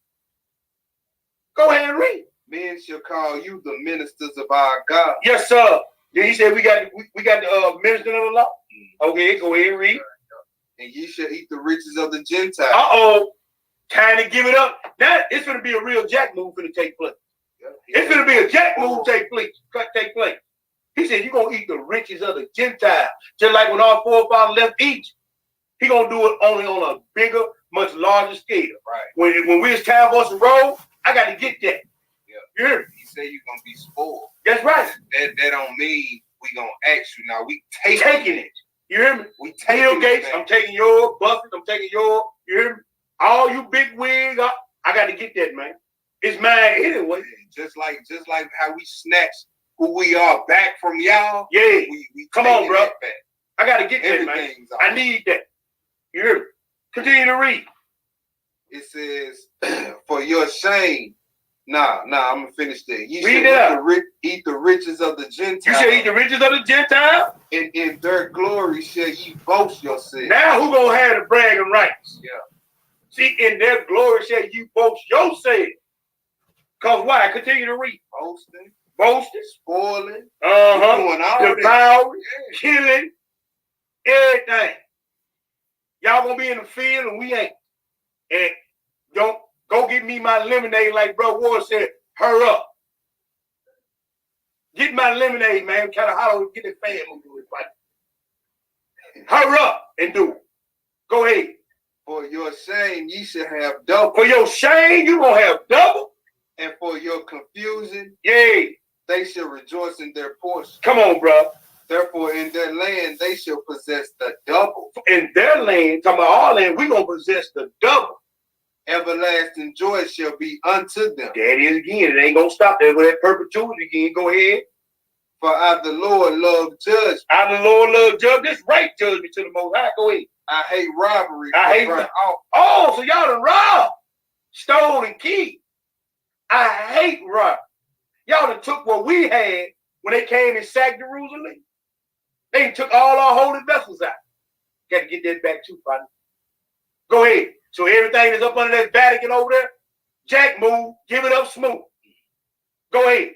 And I will make an everlasting covenant with them. Yes, sir. And their seed shall be known among the Gentiles. And hey, and everybody gonna know who you is. And know how when the big man walk on campus, the big man walking down through the hallway, everybody move back.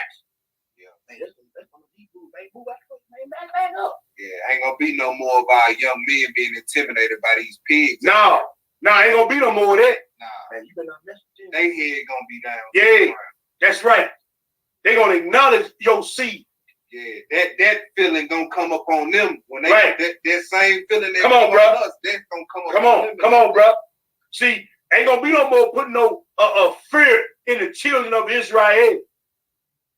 They gonna strike fear in your heart. Because you're gonna find out who they are. Continue to read. Where you at? It says verse 9. Right. Go ahead. And all that see them shall acknowledge them. And what? That they are the seed which the Lord have blessed. Everybody gonna know who you is. Everybody gonna acknowledge who you are, and they gonna know that your seed is the seed that the Lord has blessed. Now, am I reading this about some Gentiles being blessed? Am I reading about the Hamite, the Moabite, the Edomite? No. Continue to read, my bro. I will greatly rejoice in the Lord. Yes, sir. And my soul shall be joyful in my God. Go ahead. For he have clothed me with the garments of salvation. Yes, sir. And have covered me with the robe of righteousness. Hey, this is Yeshua he talking about. Go ahead and read. As a bridegroom decketh himself with ornament. Yeah. And as a bride adorneth herself with jewels. Hey, talking about the marriage supper now, bro. Go ahead and read. For as the earth bringeth forth her bud, yeah, and as the garden causes the things that are sown in it to spring forth, so the Lord will cause the righteousness and praise to spring forth before all nations. And everybody gonna know. He said spring forth before all nations. Everybody gonna know what the business is. And you ain't gonna have to second guess or wonder. Everybody gonna know. Man, them Hebrews over there, them God's people right there, man. Man, you know we dog them folks out all them years, man. And man, I didn't know. Because they gonna tell their fathers what? We have inherited lies. See, script, you talking about flip mode? This gonna be flip mode right here. He gonna flip the script on everything and everybody. Let's go to the next place, bro. Let's go to second edge. The 5. I ain't gonna do that 62. I ain't gonna do that Isaiah. Y'all go back on your own, read Isaiah 62, 1 through 7 and 10 through 12. Unless you want to read. Go to second edge. Second edge is the 5. And we're gonna read one verse after this. Yeah. Second edge, all right. Second edge is the 5. We're gonna read one verse. Let me get there. We're gonna read one verse, bro. We're gonna read verse 26. Second edge is the 5 and verse 27. What do it say, my brother? And among all the multitudes of peoples thou hast gotten thee one people. Thou hast gotten thee how many people? One people. Out of all the multitudes of people, the Most High only got one people. And go ahead and read. And unto this people whom thou lovest, Thou gave us a law that is approved of all. Now, who did he give his law to? We read in that Romans 9. Easy one. So out of all the people, there's only one people that, hey, man, he gave everything to. Now, let's go to Isaiah 62. Flip right on in 62. We're going to read 1 through 7, then we're going to read 10 through 12, bro. Isaiah 62, verse 1, what do it say? For Zion's sake, I will not hold my peace. Uh-huh. And for Jerusalem's sake, I will not rest. Go ahead, brother. Until the righteousness thereof go forth as brightness, Uh-huh. and the salvation thereof as a lamp that burneth. Uh-huh. And the Gentiles shall see thy righteousness. Uh-huh. The Gentile gonna do what? Shall see thy righteousness, Uh-huh. and all kings thy glory. Go ahead, brother. And thou shalt be called by a new name, Uh-huh. which the mouth of the Lord shall name. With the mouth of the Lord go name. Go ahead, bro. Thou shalt also be a crown of glory in the hand of the Lord. Thou should be a crown of glory in the hand of the Most High. A royal diadem in the hand of thy God. Uh-huh. A royal gem. Go ahead, brother. Thou shalt no more be turned forsaken. And they ain't gonna call you forsaken no more. Cause they ain't gonna call you that speckled bird no more. They ain't gonna call you niggas, spirit chuckers, booty scratchers, and none of that no more. That better not come out their mouth. Go ahead. But thou shalt be called Hephzibah, Hephzibah. and thy land Beulah. Beulah, uh-huh. For the Lord delighteth in thee. Because we're gonna be a delight unto, that's what Hephzibah means. We're gonna be a delight unto the Most High, and what? And thy land shall be married. And we're gonna be married right back to our God and to our land. That's what Beulah means. Go ahead and read. For as a young man married the virgin, Yeah. so shall thy sons marry thee. We're going back to our land. Go ahead, brother. And as the bridegroom rejoiceth over the bride, so shall thy God rejoice over thee. You hear that? Go ahead and read. I have set watchmen upon thy walls, O Jerusalem, Uh-huh. which shall never hold thy peace day nor night. Go ahead, brother. Ye that make mention of the Lord, keep not silent, Uh-huh. and give him no rest till he establish, Uh-huh. until he make Jerusalem a praise in And the what earth. he mean by that, we need to be crying out to our God as much as we can to get this thing rolling and to keep us until the end. He said, don't give him no rest. Continue to be in prayer. Continue to be in praise. Continue to be in his word, and in meditation of his word. Skip down and read 10 and 12. What do it say in 10 and 12, bro? Go through the gate. Uh-huh. Go through the what? The gate. The gates. Uh-huh. Prepare ye the way of the people. Yes, sir. Cast up the highway. Uh-huh. Gather out the stones. Go ahead, brother. Lift up a standard for the people. Yes, sir. Jehovah Nisi or Yahweh Nisi. The Lord our banner, the Lord our standard. Go ahead and read. You want me to read 11? Yeah, read 11 through 12. Behold, the Lord hath proclaimed unto the end of the world. Uh-huh. Say ye to the daughter of Zion, behold, thy salvation cometh. That salvation coming. Behold, his reward is with him. His reward is with him. You ain't getting it till he come back, like we read over there. 2 Thessalonians. Go ahead and read. And his work before him. Oh, he finna come through some work. He finna split some wings. Go ahead. And they shall call them the holy people, They should call them the holy people, the redeemed of the Lord. the redeemed of the Lord. And thou shalt be called, sought out, Uh-huh. city not A forsaken. city not forsaken. Now, I ain't gonna do that numbers thing I did in class. It's just too much. We're gonna go right into it. Let's go to Revelations to 21. We got a few more after that. Revelations to 21. Because we just got to reading about them gates, right? All right. Revelations 21 and pick it up at verse 1. We're gonna read verses 1 through 3, then we're gonna do some skipping. Revelations to 21. But in that Numbers, if you read Numbers 1, chapter 1, Numbers chapter 2 and 3, it shows you how the camp was set up around the tabernacle. And you had the Levites directly around the tabernacle on all four sides. And then you had the rest of the children of Israel set up around the Levites, who are the priests, the set apart ones. He was showing you a picture, a glimpse of how the kingdom is going to be set up when he get back. You had the priests directly around the temple on all four sides. And you had the other nations set up in tribes of 3 on all four sides of the priests.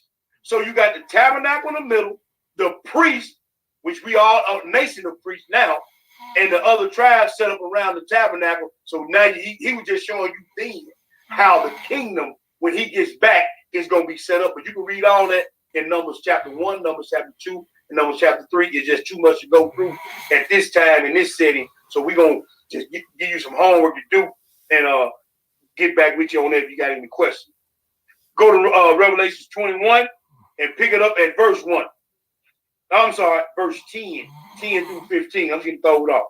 Revelations 21 and verse 10. We're going to read 10 through 15, then we're going to skip down. 10 through 15. Go ahead and read, brother. 10 through, you said verse chapter 21, right? Yep, verse 10 through 15. And he carried me away in the spirit to a great and high mountain, and showed me that great city, the holy Jerusalem, descending out of heaven from God. Go ahead, brother. Having the glory of God, and her light was unto a stone most precious, Mm-hmm. even like a jasper stone, clear as crystal. Go ahead, bro. And had a wall great and high, Mm-hmm. and had 12 gates. Had 13 gates. 12 gates. 12 gates. He set the bounds according to the children of Israel. So it ain't no gate for spiritual Israel. Ain't no gate for spirit. Ain't no 13 gates for spiritual Israel or the Gentile. I don't hear that. He said 12 gates, man. Right. 12 gates. And on every name of them gates, we're going to read is the name of the tribe. So if you ain't part of the tribe, how you going to get up in there? How you going to get up in there? Ain't no gate for spiritual Israel. Ain't no gate for spiritual Israel. I want to hear that. Go ahead, bro. It says having and a great wall, and a wall great and high, Yeah. and had 12 gates, Uh-huh. and at the gates 12 angels. So it's gonna be for lack of a better term, a bouncer or a guard at each gate. And if I try to go through the gate of Naphtali and I belong to Judah, he gonna, hey man, you can go around the other side. You can't come to this gate. That's how that's gonna roll. When you get, if you don't make the first resurrection and you get processed through the wilderness, once you get processed through the middle of this time for you to go, hey, they're gonna look, man. Oh yeah, that's a gate. You over there, partner. Go over there around that side. Go ahead. And the names written thereon, which are the names of the 12 tribes of the children of Israel. Not 13. Go ahead and read.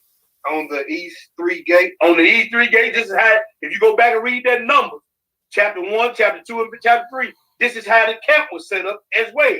But go ahead and read. On the north 3 gate. On the north 3 gates. On the south 3 gate. And on the west 3 gate. Go ahead. And the wall of the city had 12 foundations. 12 foundations. And in them the names of the 12 apostles of the Lamb. Was any of them apostles named Jimmy Swagg, Billy Graham, John Hager, Joe Osteen? Hell no. So they back to the bus. Go back to your own land. We'll call you up here when it's time for the tabernacle. Send your emissaries, your people here to get their orders, and they'll bring them back to you. But see, because he said in his kingdom, no unclean thing can come in there, didn't it? Okay, then. We read book. Go ahead and read. And he that talked with me had a golden reed to measure the city. And the gates thereof. And the wall thereof. Yeah. And the city lieth 4 square. And the length is. All right, let's skip down. That's all I want on that. Skip down and read 21 through 27. And the 12 gates were 12 pearls. Every several gate was 1 pearl. And the street of the city was pure gold. Right. And it was transparent glass. Go ahead, brother. And I saw no temple therein, for the Lord God Almighty and the Lamb are the temple of it. Go ahead, bro. And the city had no need of the sun. So this is Father and Son down here on the earth right now, right? Go ahead and read, because he said in that 22, he said, and there I saw no temple therein. So the Ark of the Covenant was symbolic of the presence of the Most High. So now you got the 12 gates with the 12 tribes going through these gates, right? And he said now the temple therein for the Lord God Almighty and the Lamb are the temple of it. So Israel is in Jerusalem, in Israel, around the presence of the Most High God and the Lamb. Ain't nobody else up there. Go ahead, bro. And the city had no need of the sun. And the city had no need of the sun. Neither of the moon to shine in it. Right. For the glory of Yah did lighten it. Go ahead, brother. And the Lamb is the light thereof. Yes, sir. And the nations of them which are saved shall walk in the light of it. And the kings of the earth do bring their glory and Uh-huh. honor into it. And they go, see, brother, the nation's gonna be walking. Yeah, but we gonna find out when they coming up. Cause he said that they bring their what into it? Glory. They bring their glory up to it. They slow down and read a little bit, read that again. That's right. So he said, man, hey, they gonna bring their glory up to it. Go ahead and read. And the gates of it shall not be shut at all by day. Go ahead, brother. For there shall be no night there. Uh-huh. And they shall bring the glory and honor of the nations into it. Into it, go ahead. And there shall be in no wise enter into it anything that defile it. I want to sharpen the knife and go in school. But to bring something to somebody, don't you got to be somewhere else to bring it to? I mean, it just makes sense to me. I mean, you tell me if they already there, how they got to bring it in too. But go ahead and read, bro. And neither whatsoever worketh abomination or maketh the lie. And make it a lie. But they which are written in the Lamb's book of life. Lamb book of life. Let's go to the next place. Let's go to Psalm 79. Psalm 79. And we're going to pick it up at verse 1. We're going to read 1 through 4. Psalm 79, verses 1 through 4. Then we're going to skip down and read 10 through 12. 1 through 4. And look at what this says. Here go the precept. Psalm 79, verse 1 through 4. Then we're going to skip down. What it say? Oh, yeah, the heathen are coming to thine inheritance. Uh-huh. Thy holy temple have they defiled. Okay. They laid Jerusalem. Now this is when Antiochus Epiphanes came through, then the Romans came through and laid it flat. But go ahead and read. The dead bodies of thy servants have they given to be meat unto the fowls of heaven. Uh-huh. The flesh of thy saints unto the beasts of the earth. Go ahead, brother. Their blood have they shed like water Yay. round about Jerusalem. Uh-huh. There was none to bury. And all people did not get buried. That's why he said when he killed, it ain't gonna be enough beasts to eat all that food, all that dead carcass. And we're gonna be buried for 7 years, and it still ain't gonna be long enough. Go ahead and read. We are become a reproach to our neighbor. We have become a reproach to our neighbor. A scorn and derision to them that are round about us. Go skip down now. Skip down to verse 10. Read 10 through 12, bro.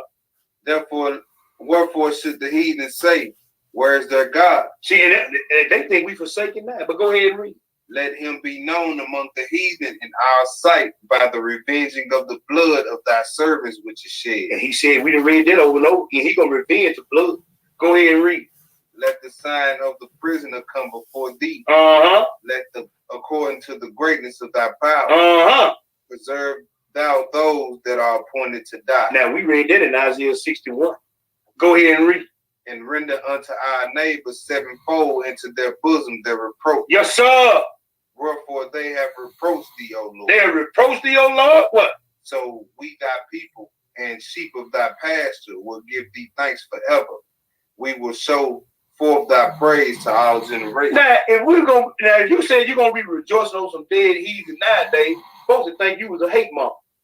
But we just read that in the word of the Most High God. When he come back and give vengeance, that we're gonna be rejoicing in our God for what he done. We did that when he drowned all these Egyptians in the Red Sea. Right.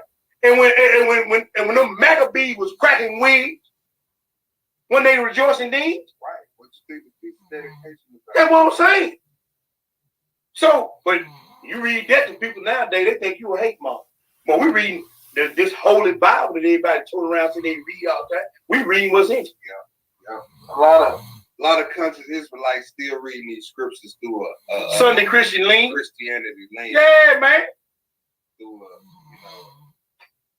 watered down Jelly-back. world view, everybody's included Right. lens.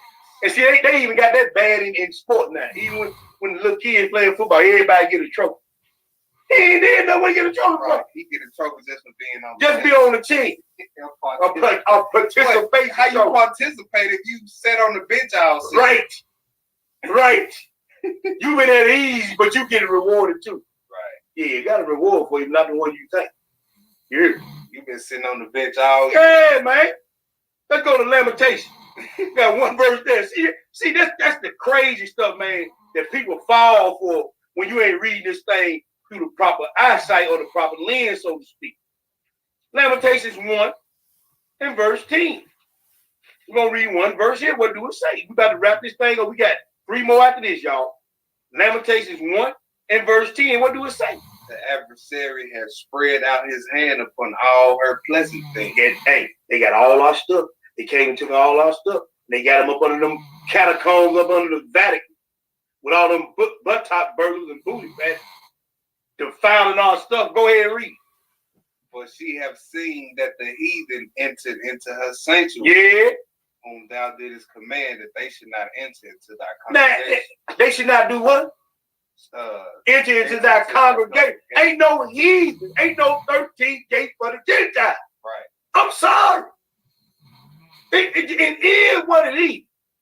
He said they should not enter into thy sanctuary. He even told him in Revelation, look, man, the courtway of the temple leave out. Because it's given unto the Gentile. He don't want them standing where he gonna be standing, and he don't want them sitting where he gonna be sitting. Now we read scripture. We finna bring it on home now.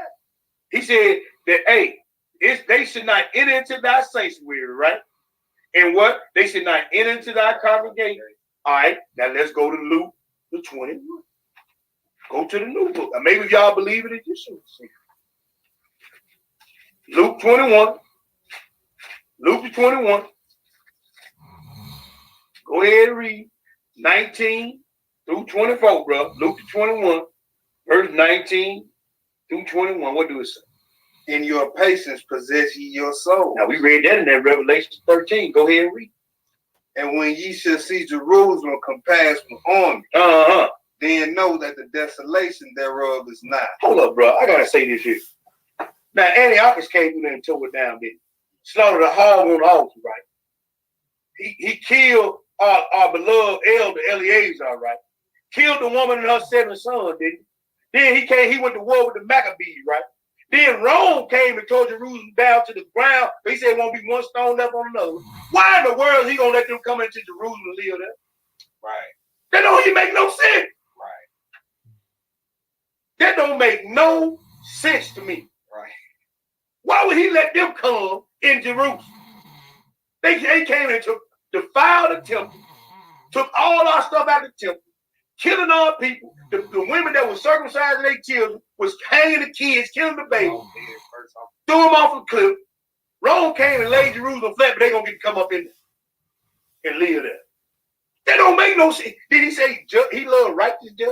And the children of them that's unbothered by all this. Right, the ones that they gonna get to come up in there. Yeah. Okay. All right. Continue to read, bro. And when ye shall see verse 21, Yeah. then let them which are in Judea flee to the mountains. Yeah. And let them which are in the midst of it depart out. And let not them that are in the countries enter thereunto. Go ahead, brother. For these be the days of vengeance, Yeah. that all things which are written may be fulfilled. But woe unto them that are with child, and to them that give suck in those days. Mm-hmm. But there should be great distress in the land, Yeah. and wrath upon this people. Go ahead, brother. And they shall fall by the edge of the sword, and shall be led away captive into all nations. So now we back to the ones been led captives in all nations. But go ahead and read. And Jerusalem shall be trodden down of the Gentiles. Now Jerusalem gonna be trodden down on the Gentile, but there's a gate for the Gentile to go through. That don't make no sense to me. They had their fun by trodden our land down. That's right. You done had your fun with our land. Right. They over there, the biggest gay parade in the world being held over in our land right now. Yeah. You think he gonna get him a spot over there? Yeah, and you caping for these white folks that hate. Come on, bro. That hate the Most High's children. So how and you caping for these people? Right. That's what I'm saying, bro. Do you think their prayers are even getting past their earlobe? Hell no. Like, you hate his children, and then you will fix your lips to twist your lips to pray to their father, and then you will twist your lips to take up for this same heat. Samuel L. Jackson to Django, or Django, what it was. Same, like the brother said, Stockholm syndrome. Right. You hear me? Mind gone. Right. You hear me? That's all it is. Finish it out, bro. It shall be what? It should be trodden down of the Gentiles until the times of the Gentiles. Until the time of the Gentile be fulfilled. They time it has an end. Till the time of the Gentile be fulfilled. Meaning the Gentile time has got an end point. Right. And we already went through all that. So until it didn't say till the time the Gentile come to a possible end. They finish. It's done. Already sealed. It's a done deal. It's a wrap. It just ain't manifested yet. Now let's go. Let me Go ahead, bro. Read this 27. Go ahead and read. 28. Read it, bro. It says, and then verse 26. Yeah. Men's hearts fell in them for fear, Uh-huh. and for looking after those things which are coming Read on the earth. Read it.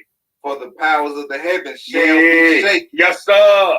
And when they shall see the Son of Man coming in the cloud with power and great Great glory. glory. Yes, sir. And when these things begin to come to pass, Uh-huh. then look up, lift up your head, Yes, sir. for your redemption draw nigh. That's in red letter. That's in blood. Now, do you believe what Yeshua had to say? We've been reading it all over the book. We're going to read it one or two more times. Go back to Revelation, bro. Excellent precept about it. I love that. Revelation 11. Revelation 11. Revelation 11. We're going to read verses 1 and 2. Then we got one more out there. We out of here. Revelation 11. And read verses 1 and 2. What did it say, bro? And there was given me a reed like unto a rod. Right. And the angel stood saying, Rise, Uh-huh. measure the temple of Yah Now, this is when the temple's going to be rebuilt. Measure the temple of Yah. and the altar, and them that worship therein. But what? But the court which is without the temple leave out, and measure it not. Uh-huh. For it is given unto the Gentiles. Now, look. He said it is given unto the... He don't want them sitting where he going to be sitting. Standing where he going to be standing. He said leave the courtway out. This one Edomites going to build over there. You know what I'm saying? Because sooner or later, Yeshua got to sit there and he got to stand there. He said leave the courtway out. Because it's given unto the Gentiles. But go ahead and read. And the holy city shall they tread underfoot 40 and 2 months. So he telling you what time they're going to be in there during the 3.5 year tribulation. Add up 40 and 2 months and tell me how long that is. It's 3.5 years. So he tell you how long they're going to be sitting over there. He said it's been given to the Gentiles for 40 and 2 months. But let's go to the last place, bro. Let's go to the last place. Let's go to Zechariah 14. Zechariah 14. And we're going to pick it up in verse 1. We're going to read verses 1 through 5. And then we're going to skip down, all right? Zechariah 14, last place, y'all. Zechariah 14, we're doing real good. We're right on time. Zechariah 14, verses 1 through 5. When you get it, my brother, go ahead and read. Behold, the day of the Lord cometh, and Uh-huh. thy spoils shall be divided in the midst of thee. The day of the Lord coming, and thy spoil shall be divided in the midst of thee. Go ahead and read. For I will gather all nations against Jerusalem to battle. Now, this after the great tribulation. Lord finna set the record straight. Go ahead and read. And the city shall be taken, Uh-huh. and the houses rifled, Come on. and the women ravished, Come on. and half of the city shall go forth into captivity, Uh-huh. and the residue of the people shall not be cut off from the city. Now go ahead. What's going to happen after all that? Verse 3. Then shall the Lord go forth and fight against those nations. So the Lord coming to fight against those nations. Go ahead. That's when he fought in the day of battle. Uh-huh. And his feet shall stand in that day upon the Mount of Olives, Go ahead, brother. which is before Jerusalem on the east. Yes, sir. And the Mount of Olives shall cleave in the midst Mm-hmm. thereof towards the east and towards the west. And there shall be a very great valley, and half of the mount shall remove towards the north, So you're going to be a split in that mountain. Go ahead, brother. half of it towards the south. Mm-hmm. And ye shall flee to the valley of the mounts, Mm-hmm. for the valley of the mounts shall reach unto Azel. Go ahead, brother. Yea, ye shall flee, like as ye fled from before the earthquake in the days of Uzziah, king of Judah. Uh-huh. And the Lord my God shall come, Uh-huh. and all the saints with Now, we read about that a couple of times about the angels and the saints coming with the Most High. But go ahead and read. Skip that over verse 5. Skip down to verse 9, read 9 through 12. What do it say? And the Lord shall be king over all the earth. And Yahweh shall be king over all the earth. In that day shall there be one Lord, and his name one. Uh-huh. And the land shall be turned as a plain from Geba to Ramon, Uh-huh. south of Jerusalem. South of Jerusalem. And it shall be lifted up and inhabited in her place. Mm-hmm. From Benjamin's gate. From whose gate? Benjamin's That's one of gate the 12 gates we read about, but go ahead. unto the place of the first gate. Uh-huh. And unto the corner gate Yeah. from the tower of Hananel. We read about all these gates. I ain't ready to get Gentile gate yet. Go ahead and read. Unto the king's wine press. Uh-huh. And men shall dwell in it. Mm-hmm. There shall be no more utter destruction. And men gonna dwell in it, and there should be no more other destruction. Go ahead. But Jerusalem shall be safely inhabited. Read verse 12. Now we done read about all other nations, right? That all these nations come up to battle, coming up against Jerusalem. This how the Lord gonna deal with them. Go ahead and read. And this shall be the plague wherewith the Lord will smite all the people that have fought against Jerusalem. Uh-huh. Their flesh shall consume away while they stand upon their So feet. their flesh just gonna melt off their bones while they standing on their feet, and what else? And their eyes shall consume away in their hole. And your eyes gonna melt away in your socks. Go ahead. And their tongue shall consume away in their mouth. Uh-huh. Skip down and read 14 through 21. We're gonna end it right there. And Judah also shall fight at Jerusalem. And see, then Judah, the nation, the southern tribes of Judah, we gonna get to swing some swords and cut some heads too. See, it ain't just gonna be Yeshua and the angel swing a sword. We get to swing swords too, off with their head. Go ahead and read. And the wealth of all the heathen round about shall be gathered together, gold and silver and apparel in great abundance. All your sharp clothes, all your gold, all your silver, all your money got to come back to where it belongs. Simple and plain. Go ahead and read. So shall be the plague of the horse, Uh-huh. of the mule, of Mhm. the camel, of the ass, Yeah. and of all the beasts that shall be in those tents is this plague. Uh-huh. And it shall come to pass that every one that is left of all nations And he can do killing all these folks. Everybody that left, all the people of the nations that left, what's gonna happen? Go ahead and read. which came against Jerusalem Uh-huh. shall even go up from year to year to worship the King, Uh-huh. the Lord of hosts, Uh-huh. and to keep the Feast of Tabernacles. And they gonna be keeping the Feast of Tabernacle. They gonna come up there one time every year. The ones that left of the nation, the ones that didn't get killed, and the ones that finally wised up and bowed their knee to Yeshua and recognize these people for who they is, they got to come up. Go ahead and read. And it shall be that whoso will not come up of all the families of the earth unto Mhm. Jerusalem to worship the King, Mm-hmm. the Lord of hosts, Mm-hmm. even upon them should be no rain. That's right, brother. And if the family of Egypt go not up, Okay, go to them Hamites again. Go ahead. and come not that have no rain, there shall be the plague. Mm-hmm. wherewith the Lord will smite the heathen that come not up to keep the Feast of Now Tabernacles. he just included everybody in. Go ahead and read. 19. 19. This shall be the punishment of Egypt, The ones that's walking in darkness, because Egypt represents bondage and darkness. Go ahead and read. and the punishment of all nations that come not up to keep the Feast of Tabernacles. Uh-huh. In that day there shall be upon the bales of the horses Holiness. unto the Lord. Yes, sir. And the pots in the Lord's house shall be like the bowls before the altar. Yes, sir. Ain't gonna be no pig meat swirling around. Ain't be no crab meat, no shrimps, none of that. It's gonna be pots of holiness unto the Lord. Go ahead and read. Yea, every pot in Jerusalem Every pot in Jerusalem. and in Judah Mm-hmm. shall be holiness unto the Lord of hosts. Yes, sir. And all they that sacrifice shall come and take of them And what? and seed therein. Go ahead, brother. And in that day there should be no more the Canaanite in the house of the Lord And of he hosts. got that. Finally got down to the last one who had the land before he promised it to our father Abraham. He got down. He dealt with the Gentiles, the Hamites. He dealt with Edom and all the other nations. He said it ain't even gonna be no Canaanites in the land no more. So I'm gonna ask you the question: what about the other nations? You just heard through the reading of the scripture what the Most High got to say about the other nations. But once again, I'm going to say it like this here. This ain't no hate speech. This ain't no hate lesson. It's just calling it what it is. Read the scripture for what it is. And anybody got a problem with it, your problem ain't with us. It's with the word of the Most High God. This is all we've been saying. And if anybody can prove us wrong, pick up the phone and show us through the reading of the scripture where we went wrong. Ain't no gates of the Gentiles in the New Jerusalem. I'm sorry. Ain't no gate of the Hamite, Edomite, none of them. Ain't no spirit in Israel.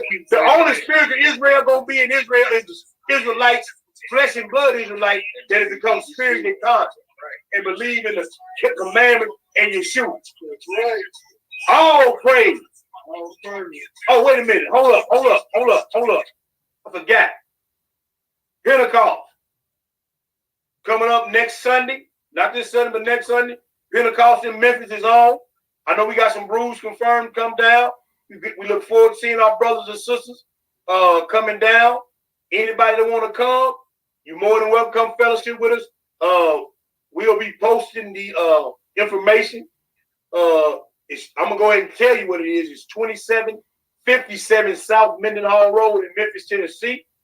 It's going to be at 1 o'clock. Yeah, we got people coming in 1 to 6 on June the 16th at the Aspire Event Hall. So come on out, fellowship with your brothers and sisters. Let's drink a little wine, have a little fellowship, get to know one another, and rejoice before the Most High God as He has commanded us to. But we're going to rejoice in righteousness. We're not going to keep the feast unworthily. You understand? Right. All right. You got anything else, bro? No, I ain't got nothing. Bombs will be dropping pretty soon. Yeah, like they always do. You know what I'm saying? We're gonna be going over this Gentile thing, man. Yeah, most definitely. Who was Paul writing to? And then once you examine the scriptures, it's real simple. Like stuff really started to jump out at you. Mm-hmm. Man, I'm just thankful for the Most High, you know, for sure. opening up His understanding, for sure. Sending His spirit of revelation down. That's right, bro. That's right, bro. And all praises go to Him. All praises go to Him. All praises, man. Man, Shabbat Shalom and for the rest of y'all 7. Yeah. That's all you got, bro? Well, all praise, honor, and great glory is unto our Elohim. The Elohim of Abraham, the Elohim of Ishkak, and the Elohim of Yaakov. This is 14 books. I got the young lion standing 10 toes down, feet on the ground. Happy Sabbath, Shabbat Shalom to our brothers and sisters in the faith. We salute you. We love y'all. Remember who you are and what you've been called to do. We're going to holler at y'all one more again on the other side.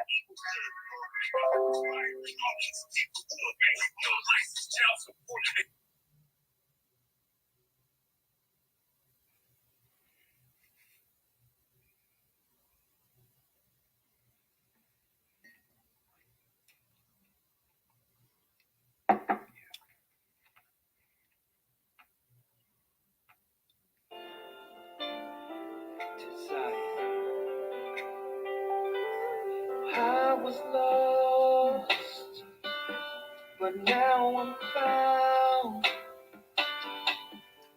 I'm a child of Israel. I heard the sound. You hear the sound. Please give me the strength to stand today. With my eyes towards the east, show me the way to Zion. I'm on my knees,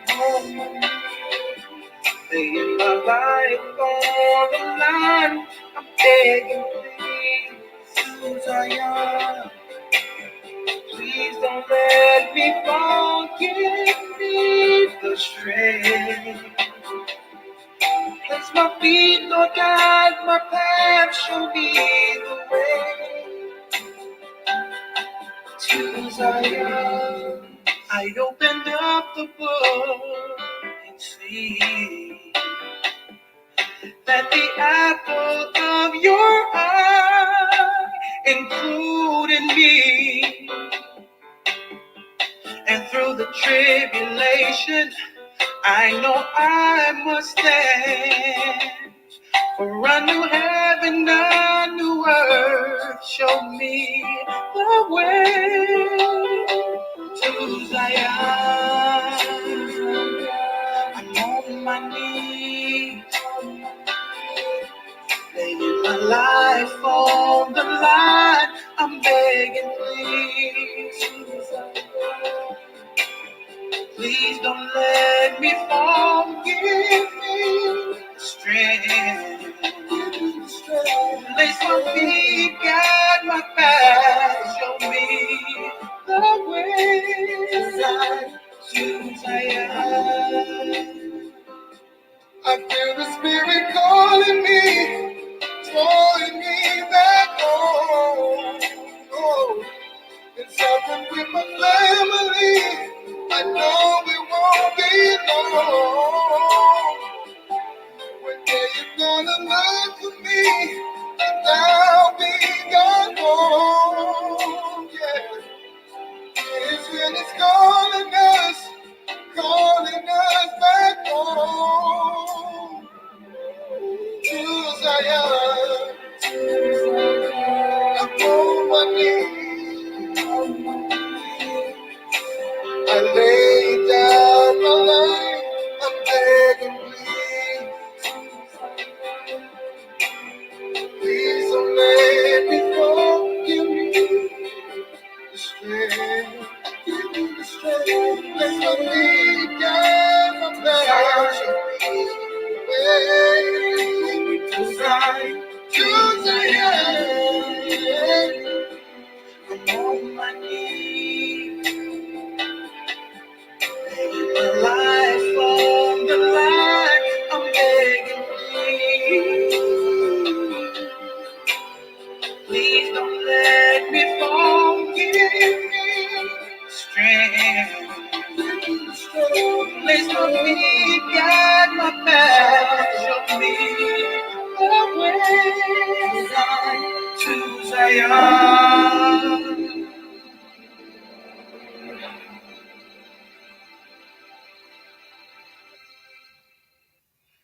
Shalom, brothers and sisters. I'm Elder Ricard Shiar of the Gathering of Christ Church. Myself here with Elder Lawyer. Elder Lawyer and I is here for another Sabbath.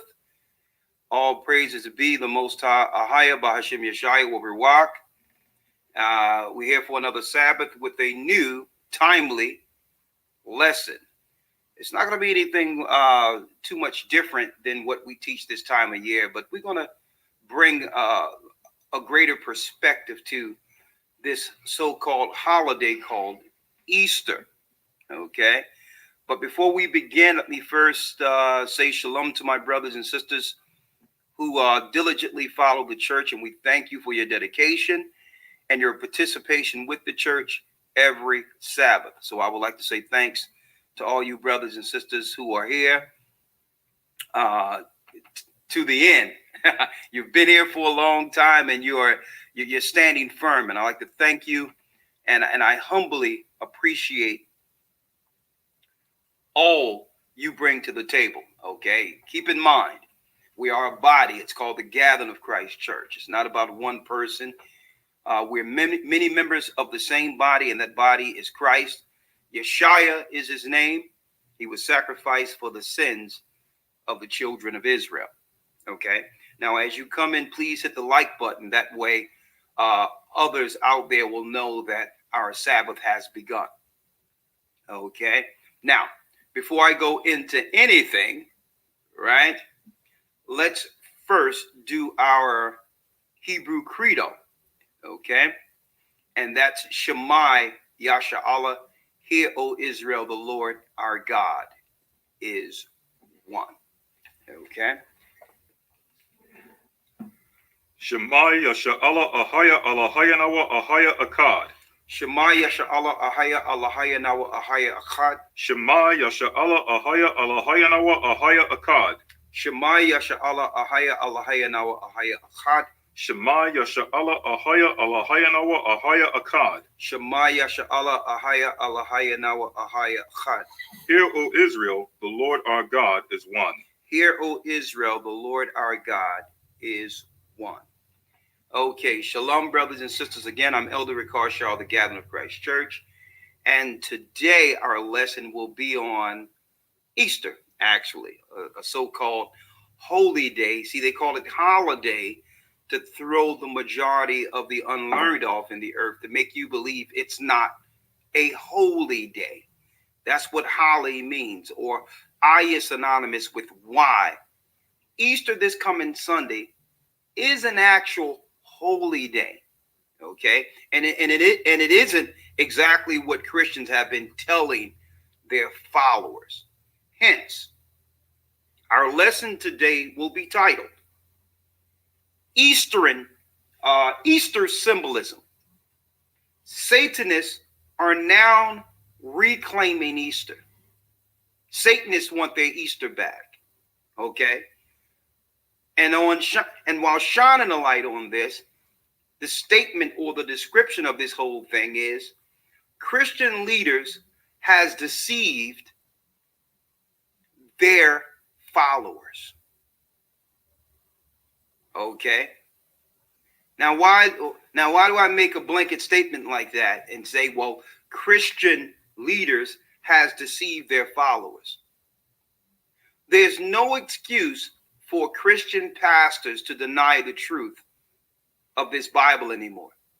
And there's no reason in the time in which we are in the awakening with all the information flowing out there, it's no reason for them to use as an excuse Christ and grace to purposely break God's Bible and uphold Satanism. There's really no excuse that, this late in the game. Okay.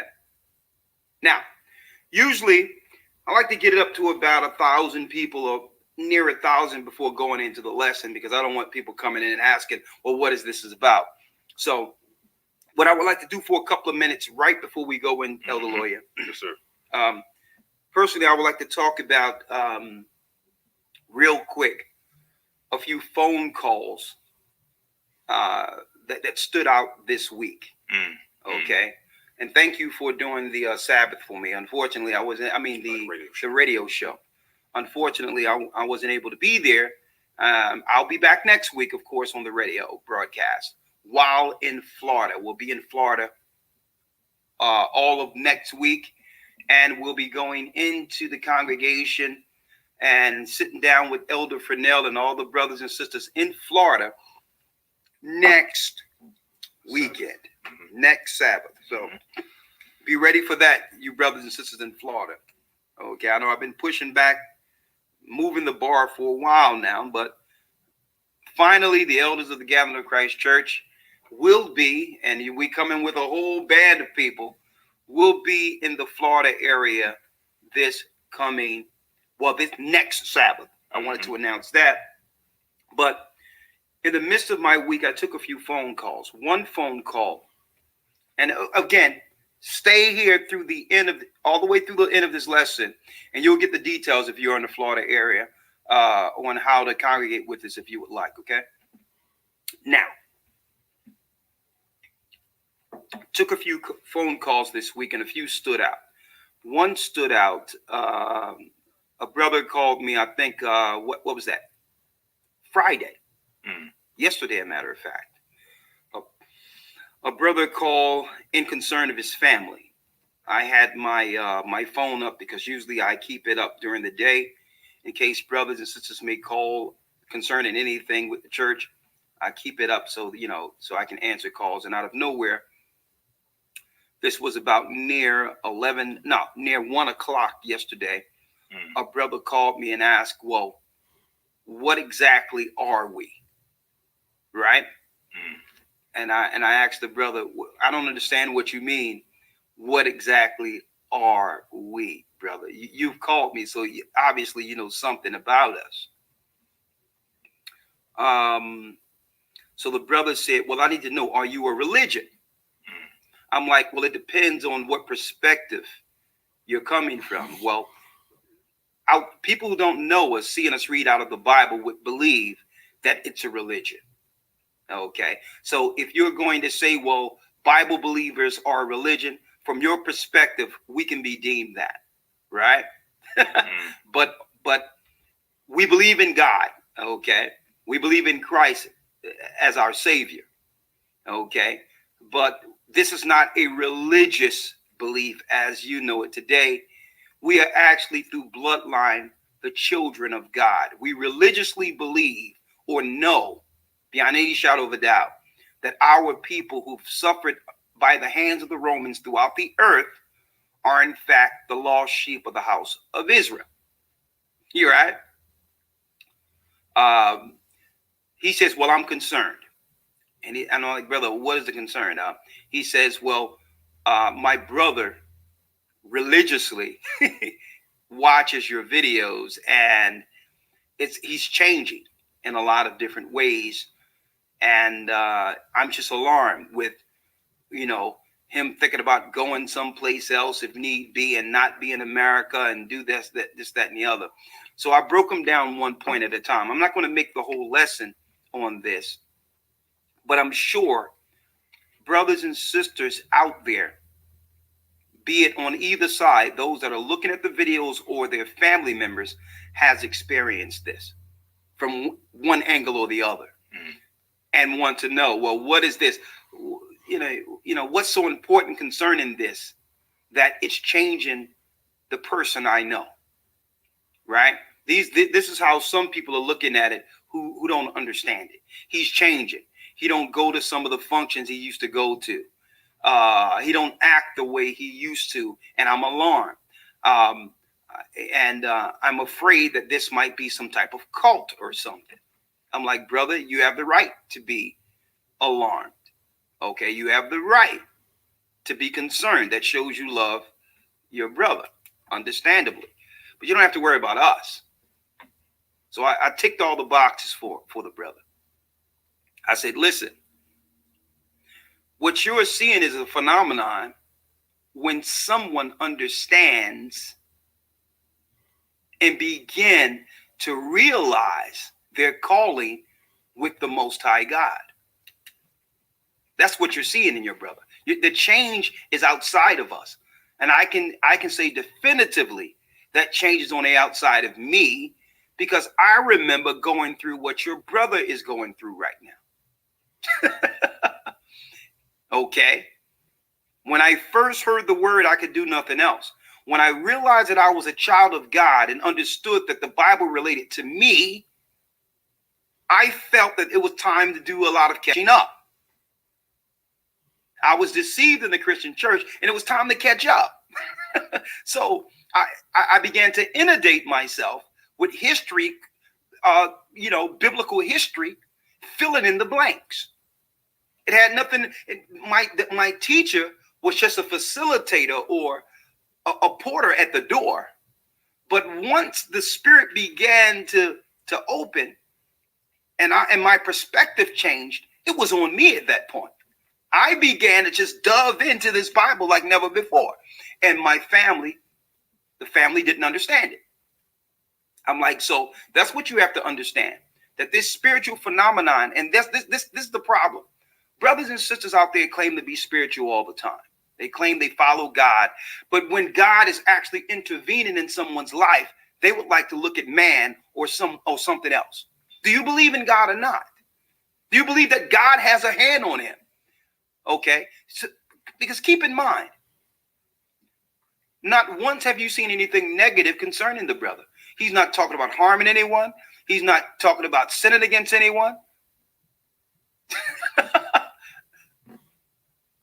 I'm like, the reason why people think that it's a cult is because they can't believe that black people are actually listening to their own people. That's a phenomenon in itself. Okay, when someone like Jim Jones can sneak up right up under your nose that no one will believe is a cult, and this white guy take you over somewhere and have you drink the Kool-Aid. So I started ticking the box with him, Elder Lawyer. Okay, and you can jump in at any time because I'm just waiting for this to come up. I said, first of all, brother, you think it's alarming that your brother would like to travel or probably live in another country somewhere? He says, yeah, that's alarming to me. I'm like, so I need you to recalibrate your perspective. And guess what? I was very respectful with him. It turned out to be a great conversation with him. I'm like, I need you to recalibrate your perspective.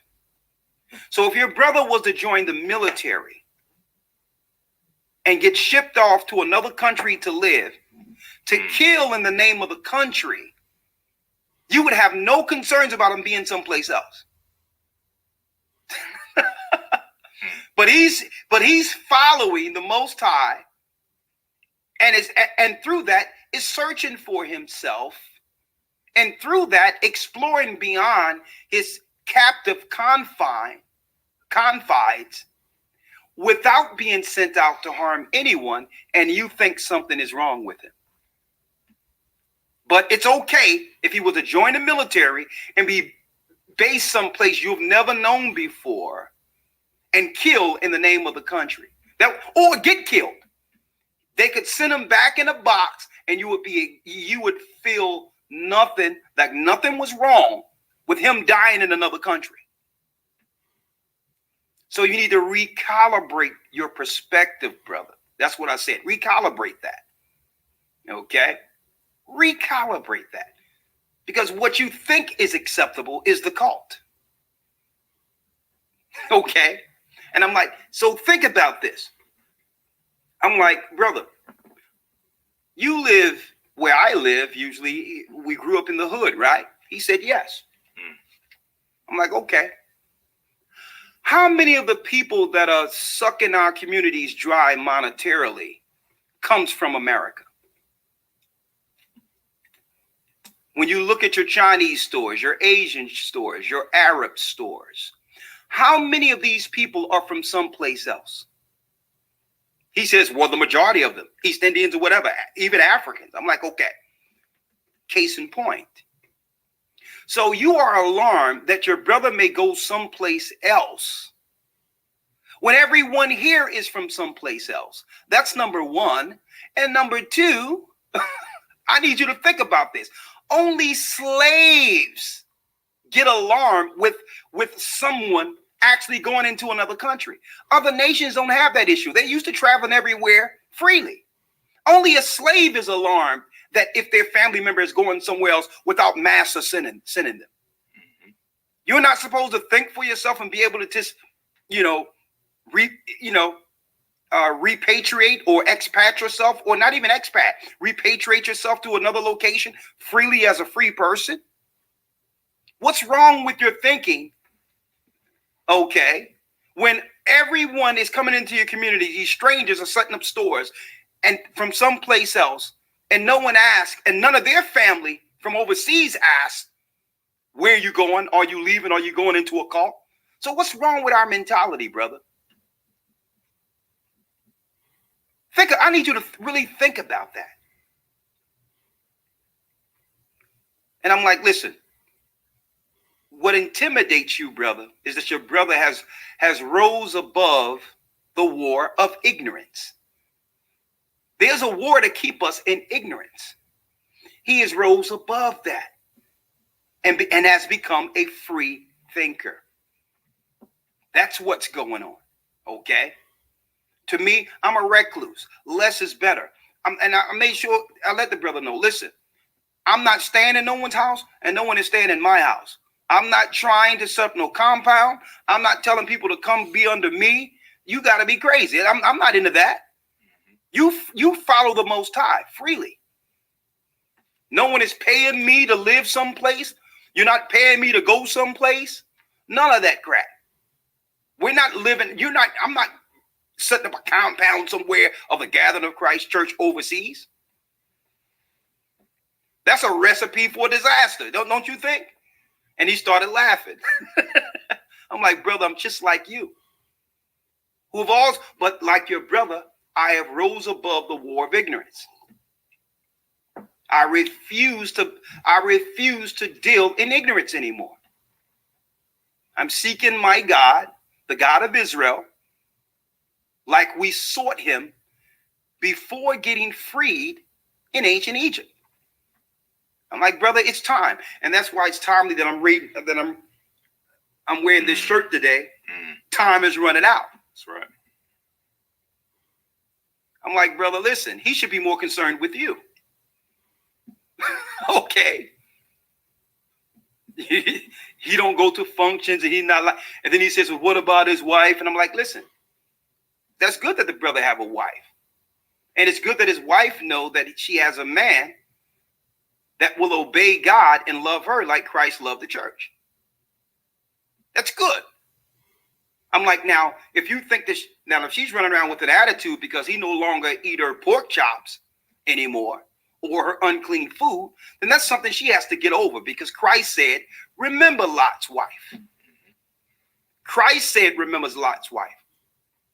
Okay? Lot's wife looked back into Sodom and Gomorrah where her heart was and turned to a pillar of salt. So if she get disgruntled or feel a certain type of way because he's not the man she married, that's what being born again is. Being born again, you become someone different when you begin to serve the living God. And that's just the way it is. I'm like, she's going to have to swallow that and learn who this man is. The man she loves is still there. But now he's becoming what? You got it. Born again. Washed, cleaned. No longer will he partake in, if he's looking to walk righteously, uncleanliness. So if she get mad because he don't want to dove into the mire, into the pig mire, then guess what? She can run around with an attitude then. Either she's going to walk in truth or not, or she walk in this war in ignorance. And this war of ignorance is going to lead the majority of our people dead. Dead. I'm like, brother, listen. And I said, I'm going to end it before I go here. I said, brother, what's wrong with us following the Bible? Is there something wrong with that? And see, this is a perfect segue into our lesson today. Easter symbolism. Satanists are reclaiming Easter. If this brother was celebrating Easter this Sunday, no one would have called or been concerned about anything. If this brother would have turned Muslim, no one would have been concerned about him or concerned about him joining a cult. If he would have joined a Buddhist temple and put Buddhist idols up on his mantelpiece, saying that he's trying to find his chi or his middle ground place, and began to do all types of chants and channeling for demons with that little bell, no one would have said at that point, this brother was in threat of joining a cult. Okay. Someone says we're having volume problems. It seems fine to me. Maybe I need to turn it up just a little bit. I'll give it a little gain. All right. But just going to say, doesn't seem like any issue to me, brothers and sisters, when you join Buddhist temples, become a Muslim or a Christian. Right? If you don't mind, I want to read this real quick. Come on. Wisdom of Solomon 14:22. Yes. Moreover, this was not enough for them, that they erred in the knowledge of God. But whereas they lived in the great war of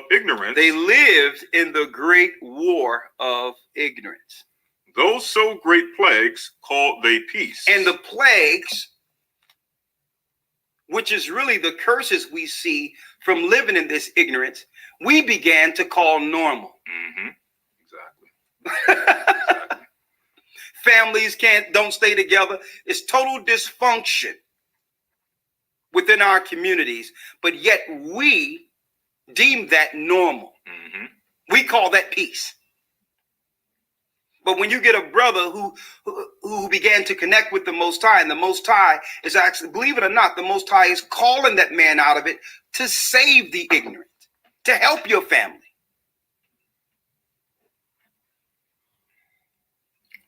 I wanted to put that out there. It was an interesting phone call.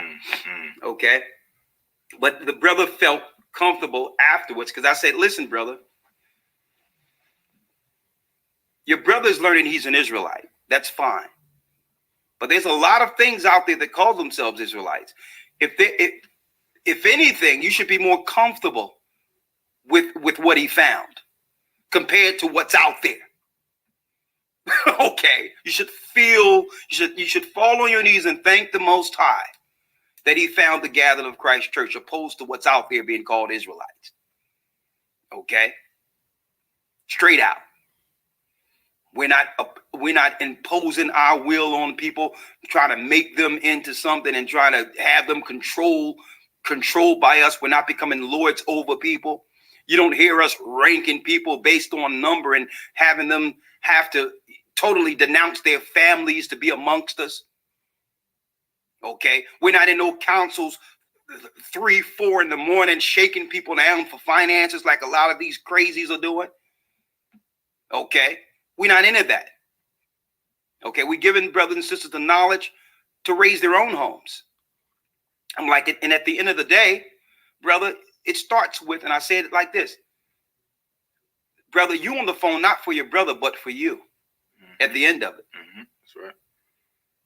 I'm like, brother, you're talking, you're speaking with me, and you have to realize, brother, that I don't always answer the phone. So happen the phone is up right now, and sometimes I hear the messages and call back.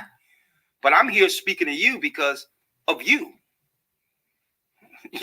Your brother is doing what he needs to do, brother. But you, the curiosity in you is to, needs to be satisfied. Okay.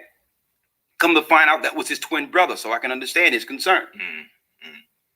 And I said, brother, and not only that, I'm not talking, Elder Lawyer, about a spring chicken. I'm talking about a man that was 40 years old. Okay. So I say, brother, you on the phone not for your brother, but for me and you to converse. And at the end of it, I'm like, I'm in the midst of something because I had to take my son somewhere, whatever the case is. And I said, listen, I was in the midst of driving at the time and said, well, listen, just started the 10 Commandments, brother. That's why I'm like, started the 10 Commandments. That's it. You can find, let me tell you, you can expose this whole wicked, I would call Babylonian construct. You can expose the whole thing, brothers and sisters, with the 10 Commandments. Hence, our lesson today. Make sure you hit the like button as you come in. Our lesson, jump in. We're over 1,000 now.